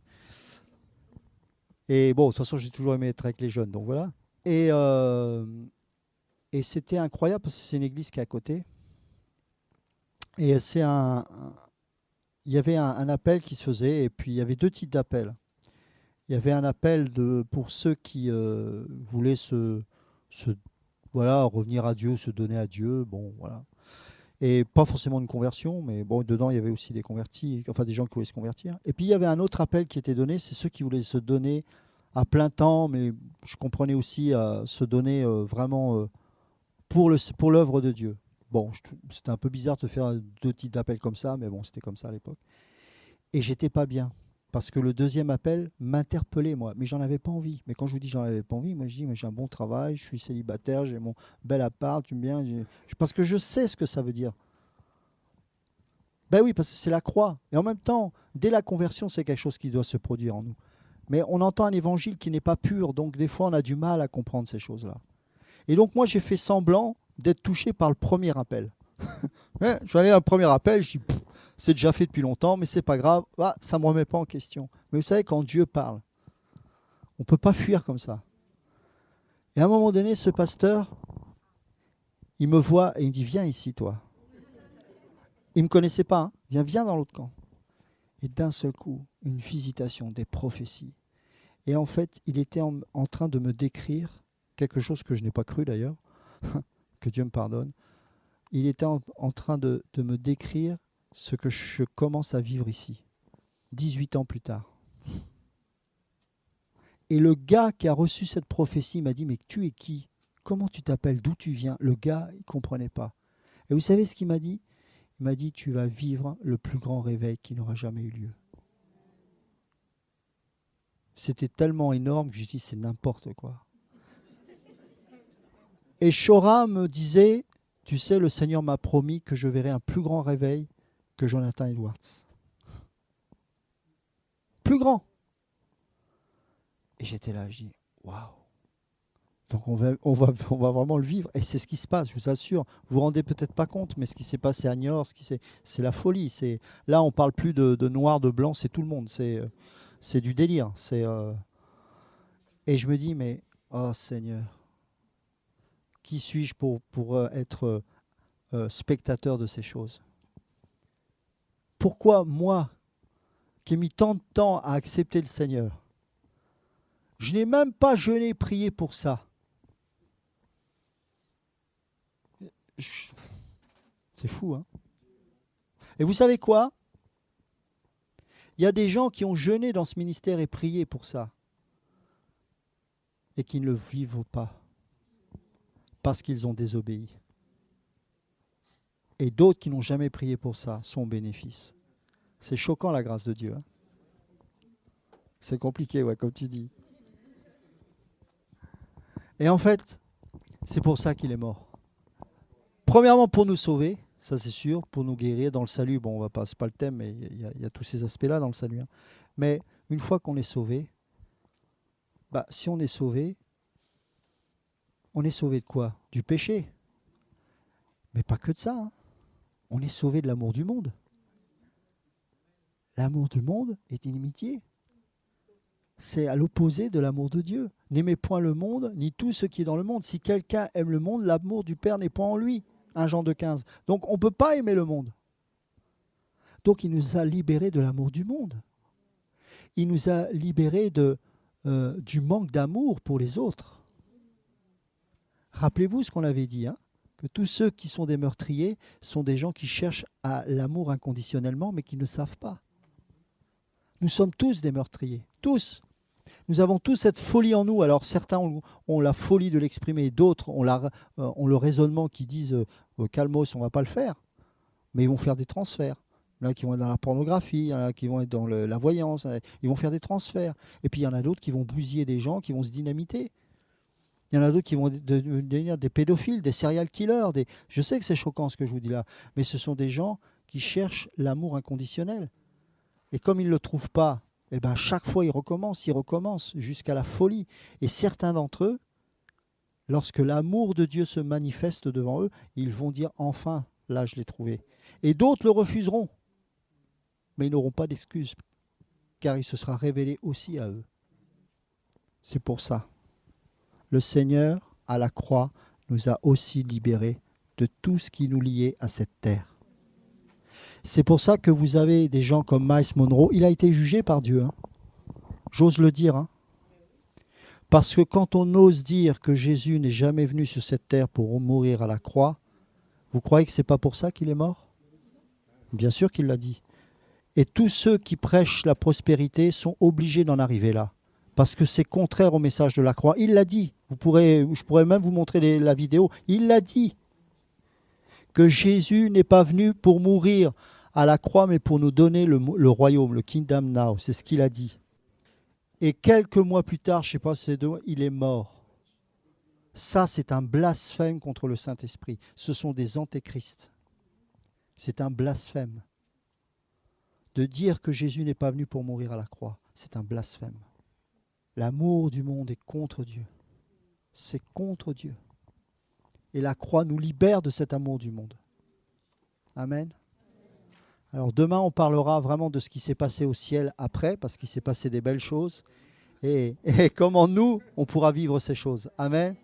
Que Dieu vous bénisse. Et à demain.